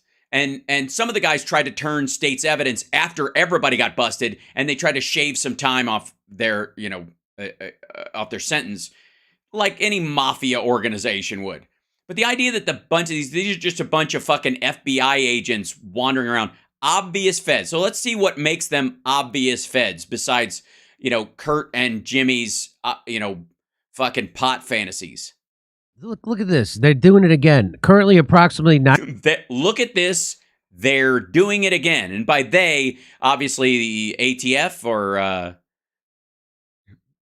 I blame the Gap. I think it's the Gap. I think the Gap is it's a Gap conspiracy. 90 to 150 individuals identified as the Patriot Front and recognized as a right-wing organization are advancing towards the 9/11 World Trade Center located in downtown Manhattan in New York City.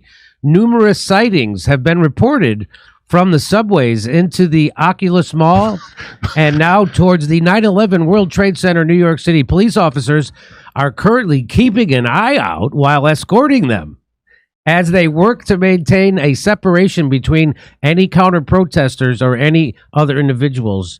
My God, this is, he's, okay, first of all, we can all tell it's been so long, and it's nice to know nothing changes, ever. If you'll notice, he set up that thing, read the basic gist of it, and he's looking down because he's going to be reading one of Kurt's shitty jokes that he puts on a piece of paper in front of him that he can't even bother to memorize right before they bring it up. Here's a good idea. How about getting a teleprompter? Why don't you just put it up there? They cost $150. I'm sure you can make it, you Marxist millionaire in your Hollywood Hills mansion. Here, they're marching at... Oh, my God. He can't even fucking spit it out. And Kurt's already laughing at his own joke. And they've been recognized as a right-wing organization. What if they start putting stickers on things? They have done that. They have put stickers on things. How do you think do you think that these are... All right, Is that a... I have one. I have a teleprompter. I just use it to look at the chat so that I don't have to look up here to look at the chat all the time. I can look at you guys. The chat's going by right in front of me. Isn't that cool? Bides at the base with Tim Apple and Nikki Haley. Yeah, they're all hanging out. See, I was able to look at the chat and read that without having to look away. Huh? Look at that. I just don't use it for notes. I just don't use it for, because I'm witty and I can think on my feet. And it's a lot funnier reacting to this stuff live instead of trying to set a shitty trap. These weird joke equivalents of a shoebox with a stick and a string attached to it. And he just waits for the premise to hop underneath it and give it a big yank. Ugh, God. Are the racists to attack Jesse Smollett? Do you think that's who they are? Did they ever catch those scumbags, by the way? Not as far as I know. So let's watch a little video. Large. And the real pipe bomb. Also, okay, hold on. For the record, they did catch the guys that allegedly attacked Jesse Smollett. They were in it with him and they were witnesses against him. That whole story played out. And Jesse Smollett's going to go to jail. I think he got out and they're going to put him back in jail, or he got a reprieve from going to jail in between his sentencing and his appeal, but he failed and he's going to go to jail because he faked a fucking hate crime, and fuck that guy. Right? And he had the two Nigerian weightlifters. Yeah, they were Nigerian brothers who attacked him or whatever. This story played out. We know how this went. This isn't even a weird sideline gotcha. But the fact that he listed that as one of the, hey, they ever catch the guys who allegedly, the media is wrong for believing Jesse Smollett right out of the gate. I think in a situation where, like this, a lot of people heard Jesse Smollett's, myself included, and you'll go back and look at the time. If you feel like combing back through the dates on those shows, I did not jump right into that because I saw his interview afterwards and I was like, there's something funny about that. I'm just going to hang on that one. I'm not going to jump in with 2 feet and start clamoring about the situation. I also don't believe in anecdotal criticisms of society. I don't think that any particular attack or circumstance is indicative of a greater society unless it's coordinated or something, right? And so, yeah, it was obviously bullshit. And so you're like, well, we'll see. I mean, hey, maybe I'm wrong, but I'm not gonna jump in on this one, right? And I was right. And but Jimmy's acting like the media's still telling a story and this never played out. Like the rest of the people didn't jump on this. There's a documentary right now. Oh, that Chappelle don't want to touch it either. But yeah, well, he did his Juicy Smoulier bit or whatever way later. And he was I think he was kind of even talking about his comedians. Comedians were looking at this and going, I don't know. So there's a documentary that's it's called American Nightmare. It's on Netflix, I think. It's about this woman who was kidnapped right after the Gone Girl movie came out, and the cops didn't believe her, and the story she told was fucking nuts. Has anybody seen that? Does anybody know what I'm talking about? Hold on, chat room. Has anybody seen the documentary American Nightmare on Netflix? Yeah. Hi, how you doing? There we go. Yes, it's in that case. I gotta say that. In that particular case, that is if you listen to her story, listen to her boyfriend tell the story, and then listen to the story she told, your reaction would be the same reaction I had to Jesse Smollett telling the story that he was telling. It was like, what? That's fucking that's really crazy. Now, the interesting things, the cops accused the boyfriend of killing her. They didn't believe her. She and her boyfriend ended up suing the Vallejo Police Department, winning $2.5 million because they didn't believe them. They wouldn't chase down leads. They left his phone off. They could have gotten her. She was sexually assaulted while it was just fucking horrifying. But the story itself, when she told it, was crazy. The dude who did it knew that almost if he made the story so fucking nuts that nobody would believe you. It was so elaborate that if you relate it to someone else, you can't help but sound that it sounded like a strategy in and of itself. I'm going to tell her and her boyfriend and my other victims the same thing, but it's going to be this elaborate thing so that if they repeat it, they're going to fail a lie detector test because it sounds so fucking nuts. Right? Yeah? That he did it on purpose. He made it so fucking crazy that they couldn't tell anybody. Because the minute you start, that's why in my estimation, that's why her boyfriend failed the lie detector test in it.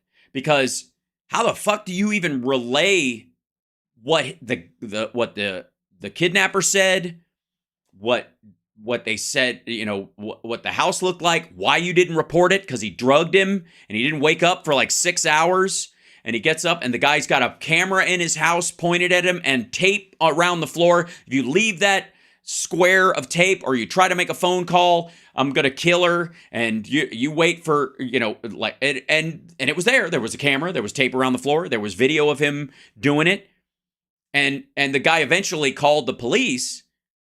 Yeah, the lie detector was inconclusive, and it was because, you're right, but the idea is that it didn't sound like he was being truthful. He certainly wasn't clearly truthful because it sounded nuts to him.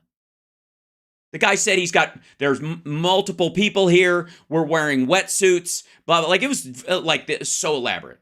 So in her telling, like, this poor woman, oh my, like what she went through, it's just fucking brutal. And they caught the guy.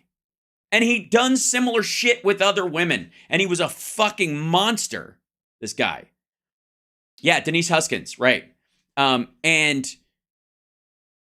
so knowing that, hearing that story, you can understand why when Jesse Smollett's telling his story about going out to get a sandwich at 3 o'clock in the morning in sub-zero temperatures because nothing's open, and he'd just gotten in or whatever, and then these guys yelled at him while he's bundled up in the snow, and you could see about this much of his face, because who the fuck goes out in Chicago at 3 o'clock in the morning in negative 12-degree weather or whatever, says, aren't you that N-word guy from Empire or whatever? Like, the story was just like bullshit, but that other woman's story sounded crazy, so I think it's a good idea to just reserve judgment.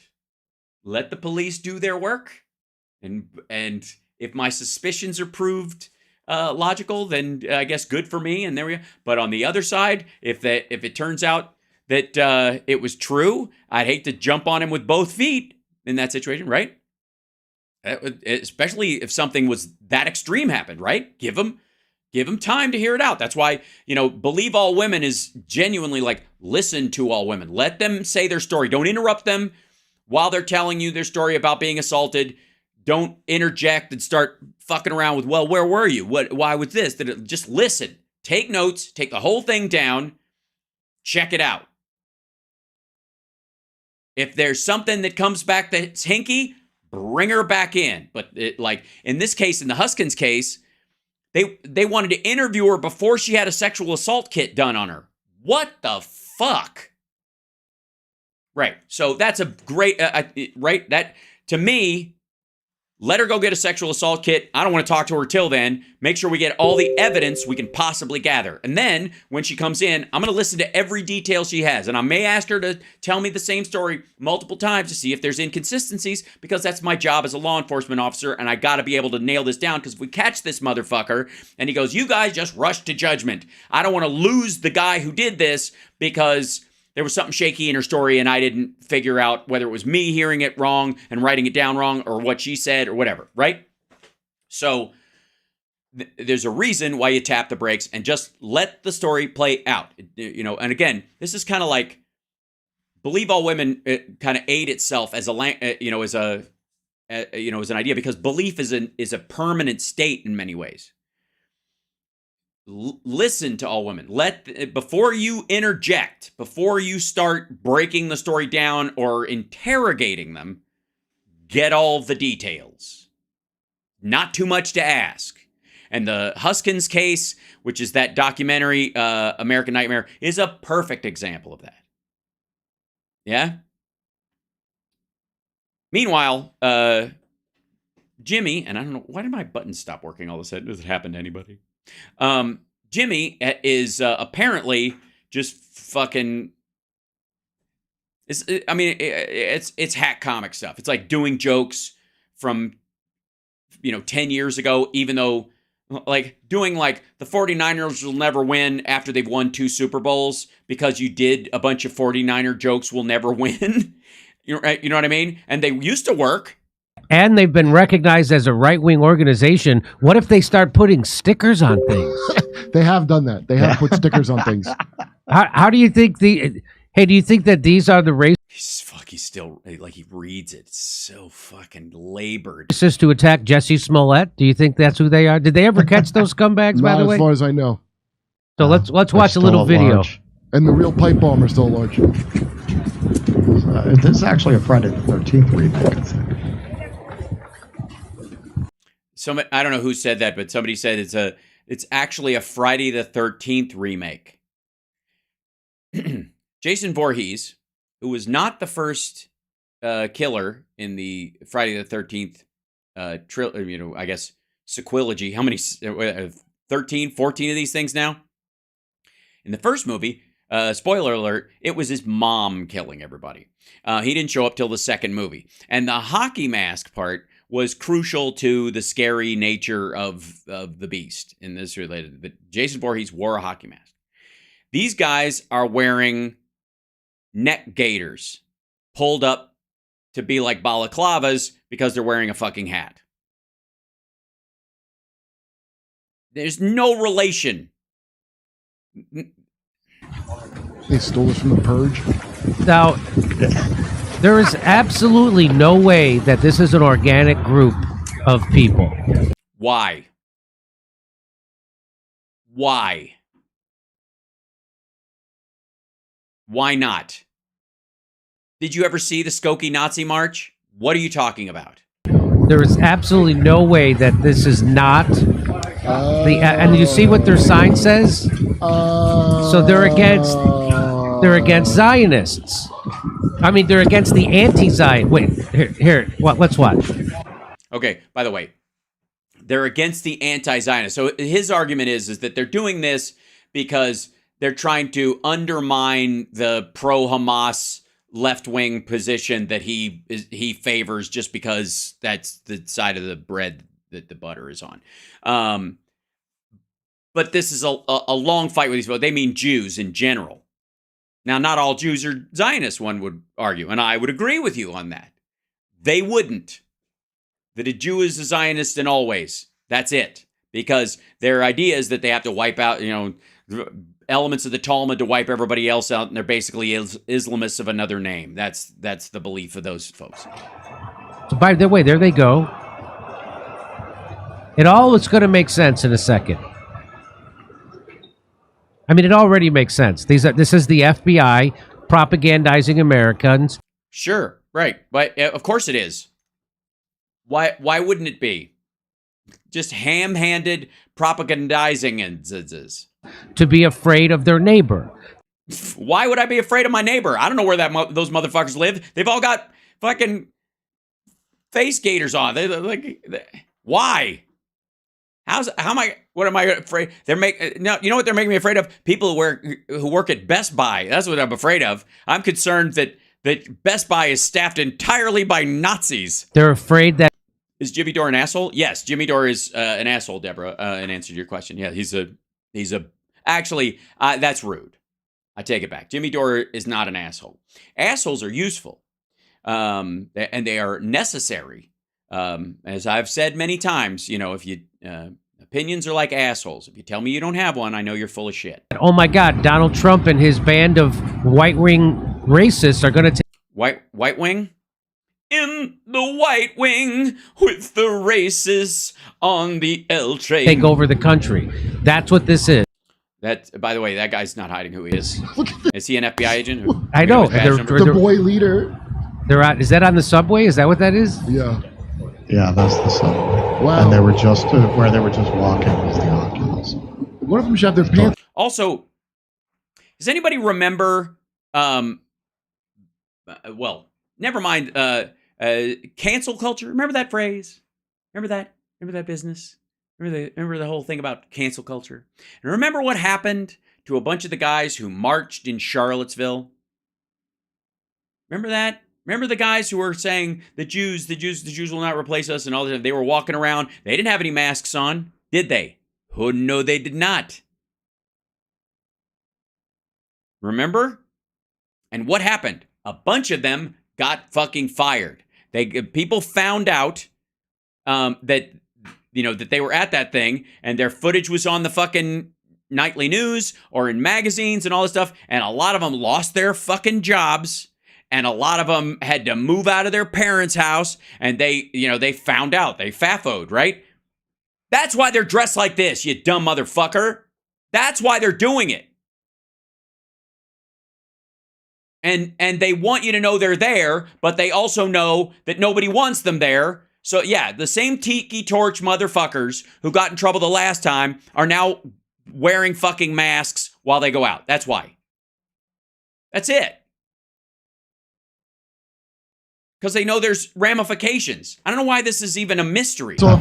This is how many? Jesus Christ. Well, here, hold on. If I may, chat room, we'll go back to you again real quick. Let's see. Let's see. I gotta find this.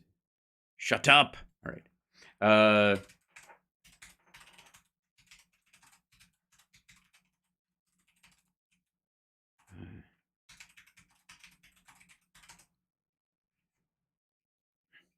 Okay. Hatred on the streets of Charlottesville simmering for 24 hours. It started with a planned Unite the Right rally where tempers flared. Today, images. See what she said? See what she did there? Tempers flared, and then the guy with the hairspray and the guy with the lighter, and also, you'll notice none of these guys are masked up for this one. Like this, a counter demonstrator face to face with white nationalists, an ignited spray can you can see right there in his hand. The confrontation began. Yeah, they used to dress like this, and then, much to their shock and surprise, the vast majority of Americans went, fuck you. And a lot of those people that said, fuck you, were their bosses and their supervisors and their parents and their relatives. Last night, white nationalists carrying torches marching through a college campus protesting the removal of a Confederate statue. Right. Gee. The setting, a American college campus transformed. See these guys? Into a battlefield. 10 o'clock Friday night, hundreds of white nationalists storming the University of Virginia, protesting plans to remove a... By the way, the spoiler alert, the statue got torn down. It did not work. Statue of... But yeah, but a woman died and there was a bunch of people hurt and that kind of shit. Waste of time. Terrible. Confederate General Robert E. Lee. Blood and soil! Torches in hand, chants echoing across the historic campus. You will not replace us! Images showing the march spiraling out of control. By the way, they played the "you will not replace us" version, not the "Jews will not replace us" part, which is curious. Because they did both, they chanted both. So-called alt-right demonstrators clashing with counter-protesters, some swinging torches. Police dispersing the crowds, calling it an unlawful assembly. Yeah. Well, and again... several people injured and one person arrested, led away in... One person arrested. Handcuffs. Some in the crowd reportedly hit in the face with pepper spray. Yeah, that's going to happen. The overnight violence spilling into this morning. Yeah, they're obviously feds. These are clearly feds. These look like feds to me. When marchgoers and counter-protesters clash again. And the black guy's a fed too. I mean, this is all created to just make you think the world is violent and yeah. hours before the Unite to Right march was even set to begin. Just after 10:30 a.m., the crowd growing in size. New reports of injuries coming in. Local and state police in riot gear responding in force, but the violence escalating. Fights erupting between marchgoers and counter-protesters. Yeah, imagine, like, hey, guys, settle down. In a couple of years, you'll be able to do this with cops on the stairs of the Capitol. It'll be great. The world is violent. No, it isn't. Sorry. Even as bad as the world gets sometimes, life is kicking death's ass right now. Look at the statistics. Just before noon, Virginia's governor declaring a state of emergency, saying, I am disgusted by the hatred, bigotry, and violence these protesters have brought to our state. All right. And then does that maybe give you an idea why these dumb motherfuckers all decided to dress alike so that they're interchangeable and they all wear white hoods? I mean, are we at the point where just Jimmy thinks that the Klan was all feds and that's why they wore pointy hats? So, watch this. Then they stop and give... What are they reviving the Allman Brothers? Yeah, what? For the life of our nation! Fight! For the liberty of our people! Liberty! For the victory of the American spirit! Victory! Life! Liberty! Victory! Life! Liberty! Victory! So... It's the same shit that was in Charlottesville. It's the same motherfuckers. Jimmy's a Fed. I think so. I think you might be onto something. Yep. Dyer, K-Tive, 4 in there. Yeah. I think you're right. You know, at this point, I didn't want paranoia to take over me, but it has. It's not much I can do. So, yeah, I think you're right. I think Jimmy's a Fed. I think we're being, am I being MK Ultra'd right now? Shit. They're shouting...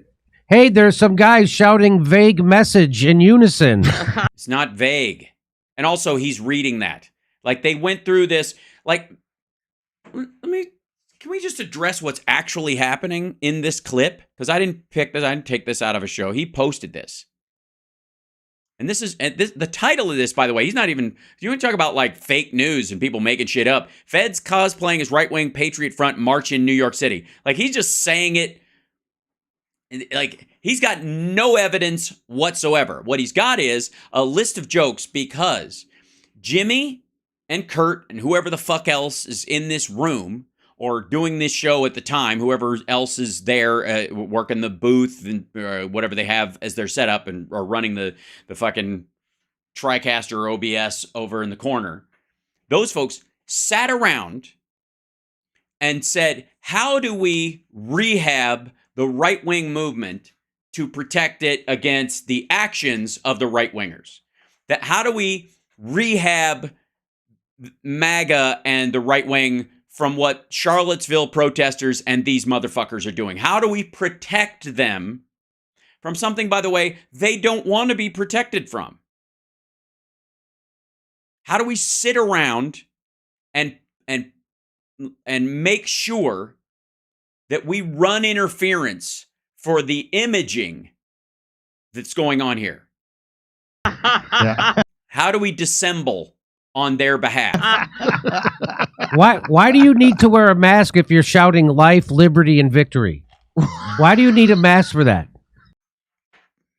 Because when you tried it before, you got arrested or lost your job.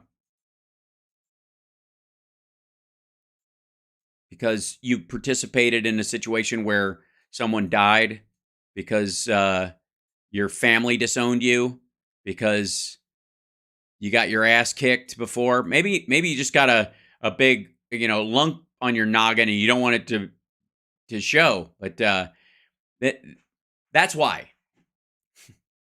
That's specifically why. It's not even a mystery.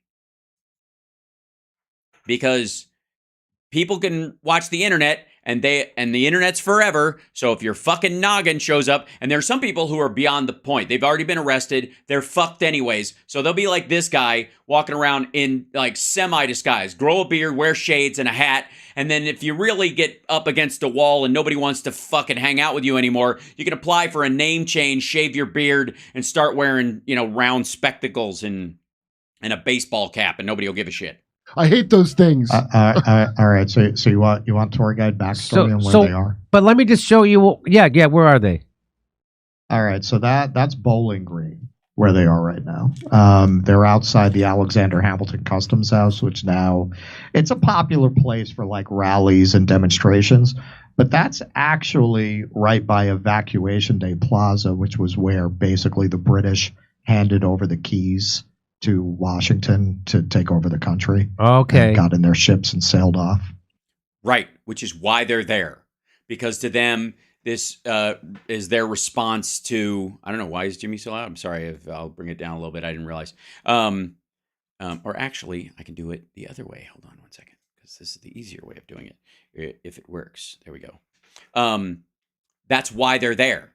Because that's why that site matters to them. They think they're part of the freedom and the patriot movement. And so what this is... We whooped your ass real good. Right. Is so now there's the Zionists. Those are the pro-Israel people. They're the pro-carpet bombing the Gazans and the Palestinians.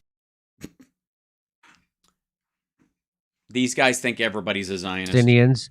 And so this group... And by the way, does anybody want to answer this? Are they carpet bombing the Palestinians?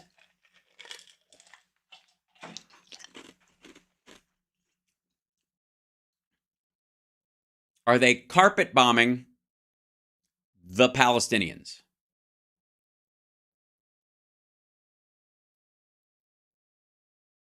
What am I worried about this asshole? None of the other details matter. Group is pretending that they hate those people. And so now, if you are anti-Zionist, if you're... No. Hey, dumb fuck. I got news for you. They're on your side. They think we shouldn't, not that they're for the Palestinians or for the Israelis. They think we shouldn't be there at all. That Zionists in the government are forcing us to give a fuck about Israel, and we shouldn't. It's the same thing. Jimmy is on the same side as these motherfuckers, just from a different perspective. He likes calling them monsters and that kind of shit, but he doesn't really give a shit about the action over there. The only difference is these guys they think there's Jews controlling our government that keep us involved in the Middle East fighting Arabs and other people on behalf of them. Now, I have told you guys many times, and I don't know why this is a fucking mystery, and why, like, the seed of the Aryan identity comes from Iran. Aryan, the literal phrase, means Indo-Iranian. Let me see if I can... Yeah, here you go. This is from the Iran Chamber Society. I've shown this once before, but just to give you an update, in case anybody's new to this. The origins of Aryan people. The Aryan race. The Aryans. How many times have you heard association? Yes, Hitler absolutely knew this. They believed that the Persians were white and that they were part of this whole thing. I am Darius, the great king, the king of kings, king of many countries and many people, the king of the expansive land, the son of Wishtapsa of Achaemenid, Persian, the son of Persia, Aryan from the Aryan race. The idea is that the Muslims and the Jews attacked the Aryans, and because Persians are not Arabs, the Iranians are not Arabs. And the idea is that the Caucasus Mountains, where the Caucasians come from, is where these people find the seat of their identity. And you'll find a lot of the sort of religious and emblematic power of the story that they tell themselves about their background is from that. Oh, thanks, Jeff. I appreciate it. I'm glad you like it. I'll wear it more often then. All right. It's very hard for me to find one of these jackets that where the collar is small enough that it doesn't do this like weird, the big piece that which is great when you're riding, but is terrible when you're just wearing a jacket. It's very strange. Anyways, so there you go. Aryans coming from there. Not that Jimmy knows this shit or gives a fuck, but but I guarantee these guys are read up on it. You understand? I guarantee these motherfuckers view one of the reasons why they hate Muslims is not just because of 9/11. It predates that. It's because Muslims took over Persia, and Persia is the seat of the Aryan people that came up and were the smart people who came up with math and all that kind of shit that spread into Europe, and that's the lineage, right? Just letting you know. Yeah. Meanwhile, Jimmy's on the horseshoe with these assholes. Absolutely. Pro-Palestinian, you're going to be discredited because they're going to try to pretend that you're a Nazi right-wing Patriot Front person because they oppose the Zionists. So now you are. He's high right now. He's high during the show. I know he gets baked a lot, but don't get fucking high during the show. Do your job and then relax afterwards if you must. Are with them. Do you see how this works? Yes, I know how it works. I see how you think it works. That's the part I'm having a hard time figuring out. Language is they don't go the Jews. Right. Like they separate, they say Zionists, not Jews. So that, because by the way, whenever you... Because they're against people in our government maintaining the existence of Israel. They're on the same side as Hamas in this argument. They want the Jews wiped out too. They're just going to move on to the Palestinians after the fact. They're useful idiots. The friend of my friend is the enemy of my enemy is my friend. That idea. And that they feel towards Hamas and the Palestinians the same way the Germans felt about the Japanese. The Japanese will help us kill everybody, and then we'll kill the Japanese. Ta-da! It's fucking helter-skelter again. That's what I was talking about this morning. See, they're recognized as a right-wing group, which whenever you see that, it's always followed by the ADL. All the intel we have on... Well, I got to say, are the ADL supposed to ignore white supremacists marching and blaming Jews for everything? Are they just supposed to just drop their guard, go, and shrug it off? I mean, I like how they handled Skokie. It was very smart. But the reason it's followed by that is because these assholes are provocateurs and they know it. The weird part is that why the fuck wouldn't the Anti-Defamation League react to fucking white supremacist, anti-Zionist, anti-Israeli, anti-Jew people marching in New York City? Why wouldn't they? On this is all from the ADL. Ain't that something that, No, it isn't. The ADL is not the only organization of Jews in the country or people who think Jews shouldn't be treated like second-class citizens or exterminated that pop up whenever this shit comes up. Motherfucker, the weird part is why do you guys rush to the defense of these motherfuckers? It isn't weird that the ADL responds to it. It's completely expected. Jesus Christ. You think the National Organization of Women is not going to respond to a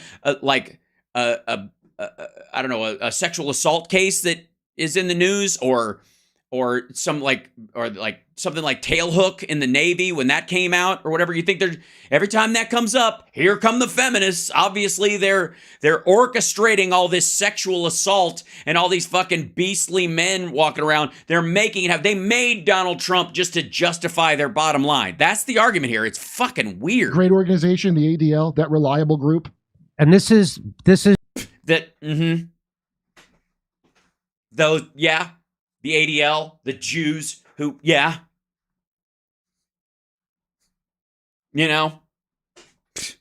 Always trying to stop people from defaming Jews. Why don't they just let the blood libel happen and then we can all just forget about it while the Jews deal with it? These are all FBI plants. Based on what? I mean, look, we all know this is garbage, but at least fucking try. And they're honoring the old boss of the FBI by playing dress up. But now it's not a tap at a party. Oh, that's okay. So that's a J. Edgar Hoover cross-dressing joke. So this is okay. So oddly, Jimmy feels the need in his screed about defending the Patriot Front while he's running interference for them, protecting there might be an organization out there by Patriot Front, but these guys aren't them. These guys are feds trying to give the Patriot Front a bad name. But in the meantime, let's just make a J. Edgar Hoover dudes who wear dresses joke. Party gown. It's just absolutely matching Nazi uniforms and face masks, because you know how COVID. Fuck, man. Dude, skim it first. If you're going to read Kurt's jokes verbatim off this is honest to God. I feel like I owe Greg Kelly an apology.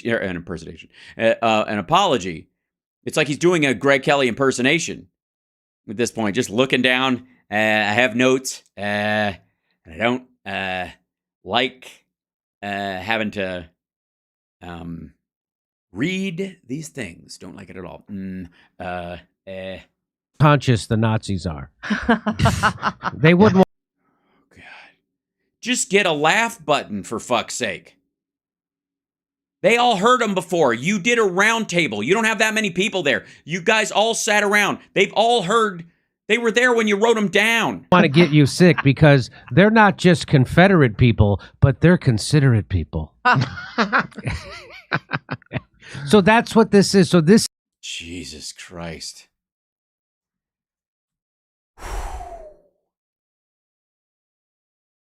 God damn. It's bad. And I would think, you know what? Maybe I'm just naive.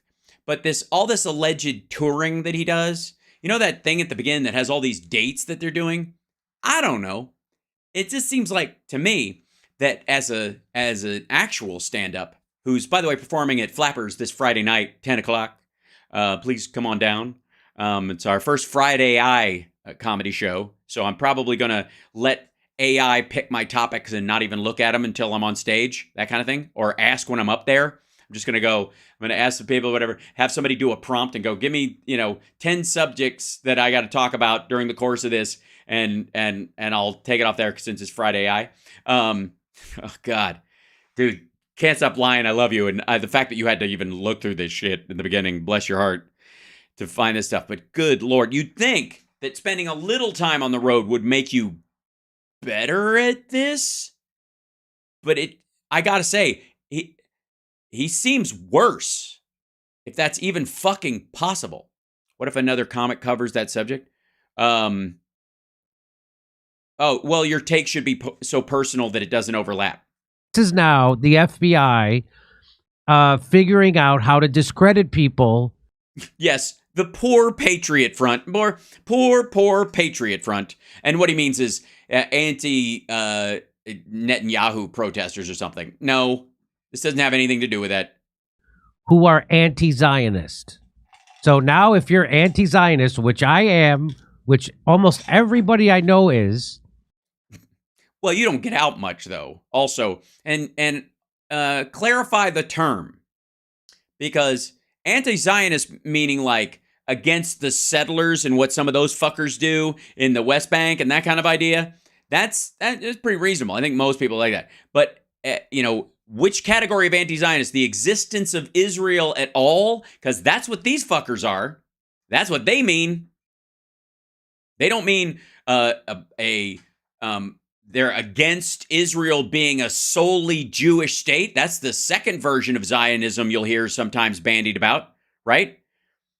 Israel can exist, but it should be only for Jews. That's the second version of Zionism. Or Zionism is the existence of Israel at all, a Jewish-run state, or even the illusion that it's a safe place for Jews.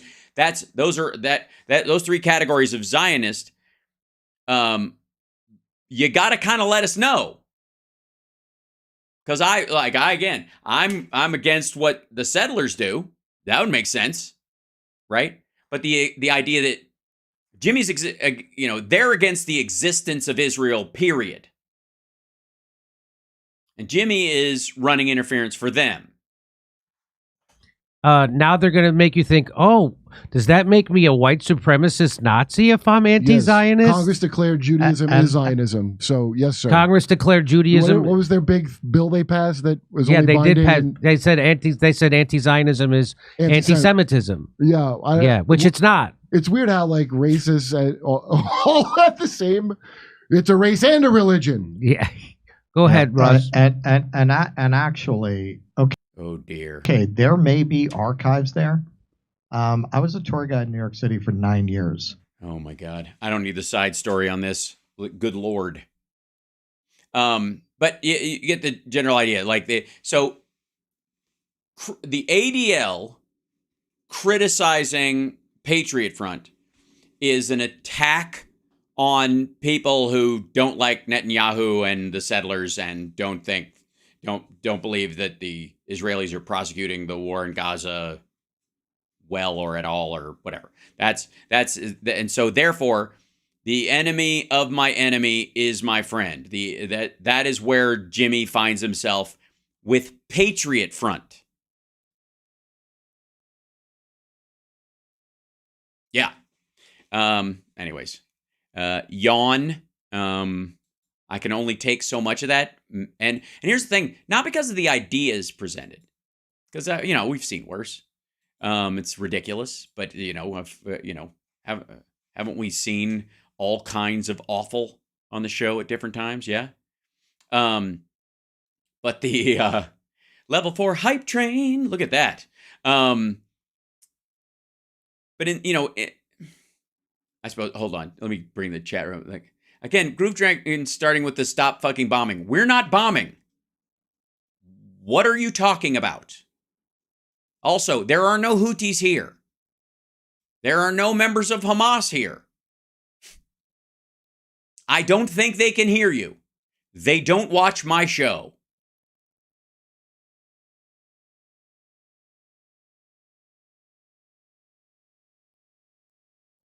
Yeah. So Sammy Davis Jr. was Jewish? He absolutely was, man,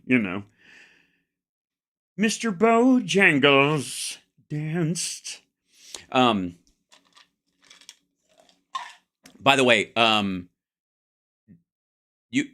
there is reason to watch Cannonball Run 2, if only for how fucking hilarious Sammy Davis Jr. is with Dean Martin. The two of them together as a comedy duo, make everything else that's ridiculous about those movies kind of fall into just fade away. Yeah? He's so goddamn funny in that. He's so fucking funny in it. And don't get me started on Dom DeLuise. Yeah. Yeah. And again, like I said, peace may not be possible, but silly sure is. And we can always count on silly.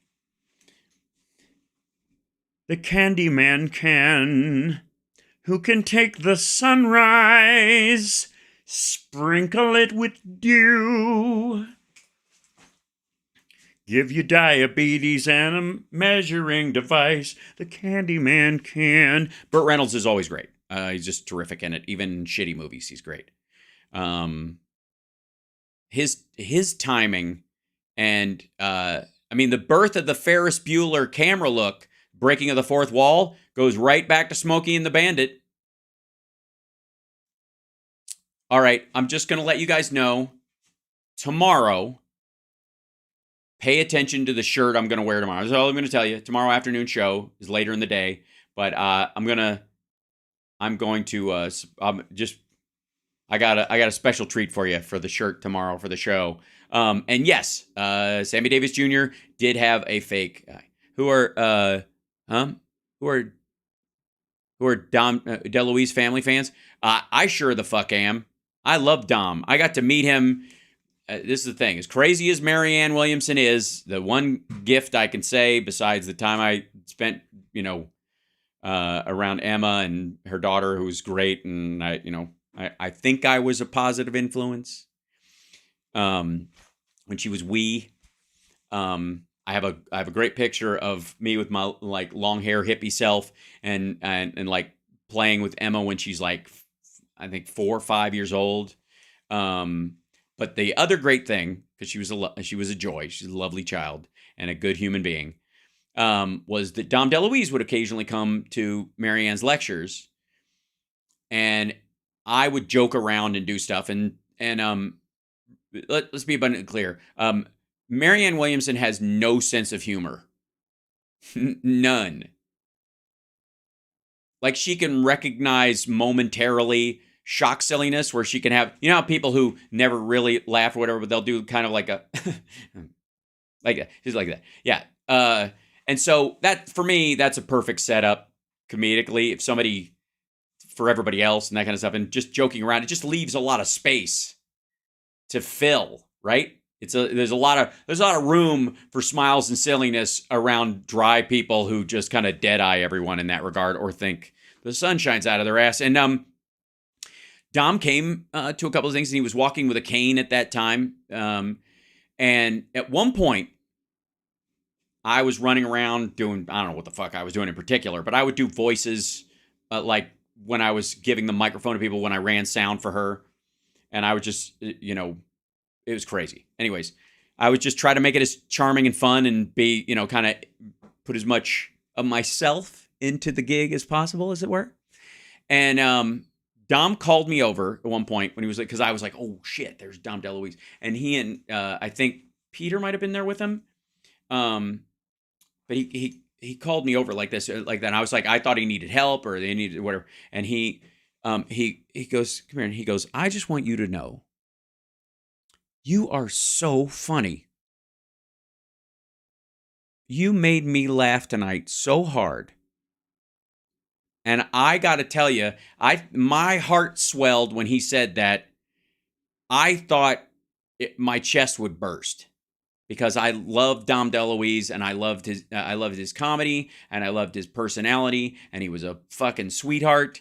And there were times when he could just, got him as Caesar in A History of the World Part 1. Just everything. God damn. In The End, I saw the movie The End, which is an odd movie to say when you're like, I think I was 10, whatever. It came out in 1980, I think. I saw it with my mom and my Aunt Susan, rest her soul. And my mom and my Aunt Susan, thank you, Kushlu. My mom and my Aunt Susan basically taught me what comedy was before I got the references, because before I was old enough to understand, right? Before I just knew if they're laughing at it, it's got to be funny. I need to figure out why. And a lot of times I wouldn't even know why. I would just impersonate what I saw, and and occasionally just like that, or one little move of his for my mom and my aunt, and they would just laugh because I was 10 years old and doing an impersonation of Dom DeLuise, basically. The lady gonna have a baby, she no can be moved for 24 hours. Make it to 10. Like that bit, those kind of things. Yeah, oh yeah, him and, yeah. Like, sounds like steam escaping. Yeah, not in the face. All those kind of things. Even before I kind of got them when I was a kid, I would do those bits for my parents. And the same with Gene Wilder. Gene Wilder had a similar impact in that regard. I loved, like, Gene Wilder was one of my biggest early comedic influences because everything he did was so fucking real. He would just, right? You know how many like people will fake anger in a movie? That's basically, if you look at Will Ferrell or Adam Sandler, their whole thing is faking exaggerated anger, right? It's cartoonish. It's funny, but it's this giant anger that is funny because it's exaggerated, but it's not real. It's not real anger. Because real anger often isn't fucking funny, because actors who can bring up the real anger can't push it aside enough to make it funny, right? It's just ugly. But Wilder could do fucking both. He could bring that rage up and make it silly at the same time. But you could see in his eyes. One of my favorite scenes is when he tries to break up the fight in Stir Crazy in the bar, and the other guy's got the other guy's nuts in a pair of pliers, and he's like twisting them, and he's like, "Don't you guys can't we just find a way to, just apologize? And he thinks he's making headway. He thinks he's bringing these two guys together, and it's really just one guy has the other guy's nuts in a pair of pliers. It's so fucking great. It's so great. And send and give, right? Like, he means it. He's so fucking, yeah. Gene Wilder puts the candle back. Puts the candle back is actually not his line. No. But, he's like, put the candle back. Yeah. Gene Wilder played Sherlock Holmes' brother. Yes. It's literally called Sherlock Holmes' younger brother or something like that. Yeah. Frankenstein. And when he sticks the fork in his leg, I mean, it is just a bunch of doo-doo.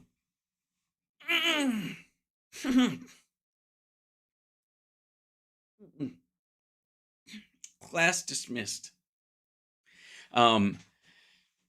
He's just so great. He's just so fucking great. And Dom DeLuise was the same way. Just so fucking committed and just beautiful. And Madeline Kahn, all right, I'm going to leave you with this, and then I got to go. Some people might have heard this story, but I don't know that I've ever told it on the stream. If you have a celebrity you like, and you see them in public, always and every time, find a way to let them know you like what they do and you like them. Just even if you feel like you're interrupting, just have a note sent over. Hey, we love you. We don't want to bother you. Walk over as they're leaving. Wait till they go. Wait, that kind of stuff. Or if they just look your way, just give them a thumbs up and then go back to what you're doing. Something, let them know. And I'll tell you why. So one point I was sitting at Kate Manalini's, which is a restaurant that's not fancy, but as broke as I was in the 90s, it was fucking fancy. I was having lunch with a friend of mine at Kate Manalini's, and there was this one dish that they had, which was like salmon and zucchini or something, and it was like, okay, this is a substantial meal. This is my meal for the day, and we would occasionally go eat there. So we're sitting there, and sitting about 3 tables away by herself, Madeline Kahn. And I'm like, she must be meeting somebody, but I'm like with my friend, and I'm like, oh my fucking God, it's Madeline Kahn. Madeline Kahn sitting right there. And I don't flip out at a lot of, seeing a lot of people, but Madeline Kahn was like, I guess I never expected to fucking see her in person. You know what I mean? Because I think she spent most of her time in New York. At a certain point, she was doing a lot of theater later in her life. She's sitting right there. And I'm like, I got to go over and tell her how much I love her. Because goddamn, she's funny. She's so fucking funny. She's the reason I want to punch Jerry Lewis in his fucking trap. You remember when Jerry Lewis was like, there are no funny women? And I was like, fuck you, Madeline Kahn is amazing. There's a myriad of others, but that was the first one that came to my mind because she's so fucking funny. Watch her in Yellowbeard and History of the World Part 1 and Young Frankenstein. Like, Jesus Christ, Blazing Saddles. Oh my fucking God, she's so good. So I'm like, I gotta go say something. And my friend was like, no, don't. That's embarrassing or whatever. And I was relatively new to LA. And he's like, don't do it. You don't do that. It's not cool. And she probably wants to be by herself and all that kind of stuff. Yeah, Clue, amazing. So I didn't do it. And a year later, she died. She had cancer. She'd been fighting it for a while, and she passed away. And all I could think about, because right across the street from Kate Manalini's is a medical building. And in my head, looking back after I found out that she died, I was like, what if she just met with her oncologist in that building, which is totally fucking possible. And before she went home to tell her family that this is not going to end well, or whoever she had in her life at that time, she went across the street and had a bite to eat and thought about it before going home. Because she didn't want to just sit in her car or do whatever, because God knows what people go through in that moment, right? And what would it have been worth someone coming up with as much honesty and love for how much I loved her work to come over to her maybe in that one. Maybe it would have been the wrong time in some ways, but maybe on the other hand, somebody coming up and going, I can't tell you how much your work not only touched me, just I'm so impressed as an artist, but how hard you made me laugh, and my mom and my Aunt Susan, who died 5 days after Christmas when I was 16 years old. And some of my best memories, my Aunt Susan, is listening to her laugh at what you did. Even before when I was too young to even understand the jokes. I get them now. Oh, I get them now. Let me tell you, if you had some time, I'd show you. But I regret to this day not doing that, not saying that. Would it have changed her material situation? No.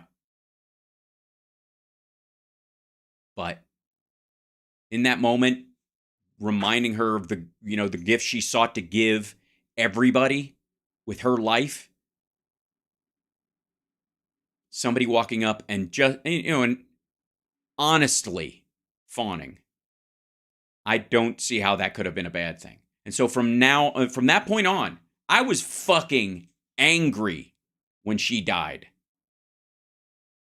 I was angry at myself. I was angry at my friend for talking me out of it.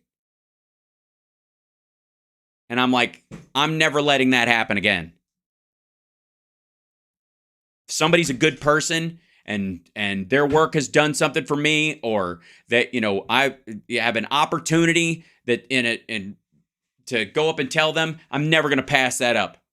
Especially in this age of trolling and shit, when people hear far more negative than they deserve.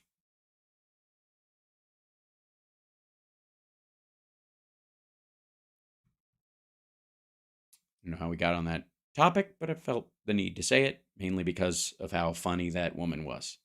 But here's what I will say before I let you guys go. I love you guys, and I'm so happy to be doing this show. And I organized my drive back from LA and my flights back from LA at some ungodly hours. You know this, because it matters to me that I can put on a show for you as best I can, with the best options that I can, for the best technology I have at my availability, even at this low level. And I want you to know I appreciate it. I really do. Now I'm just mad that, you know what, now I'm worried about the kidney.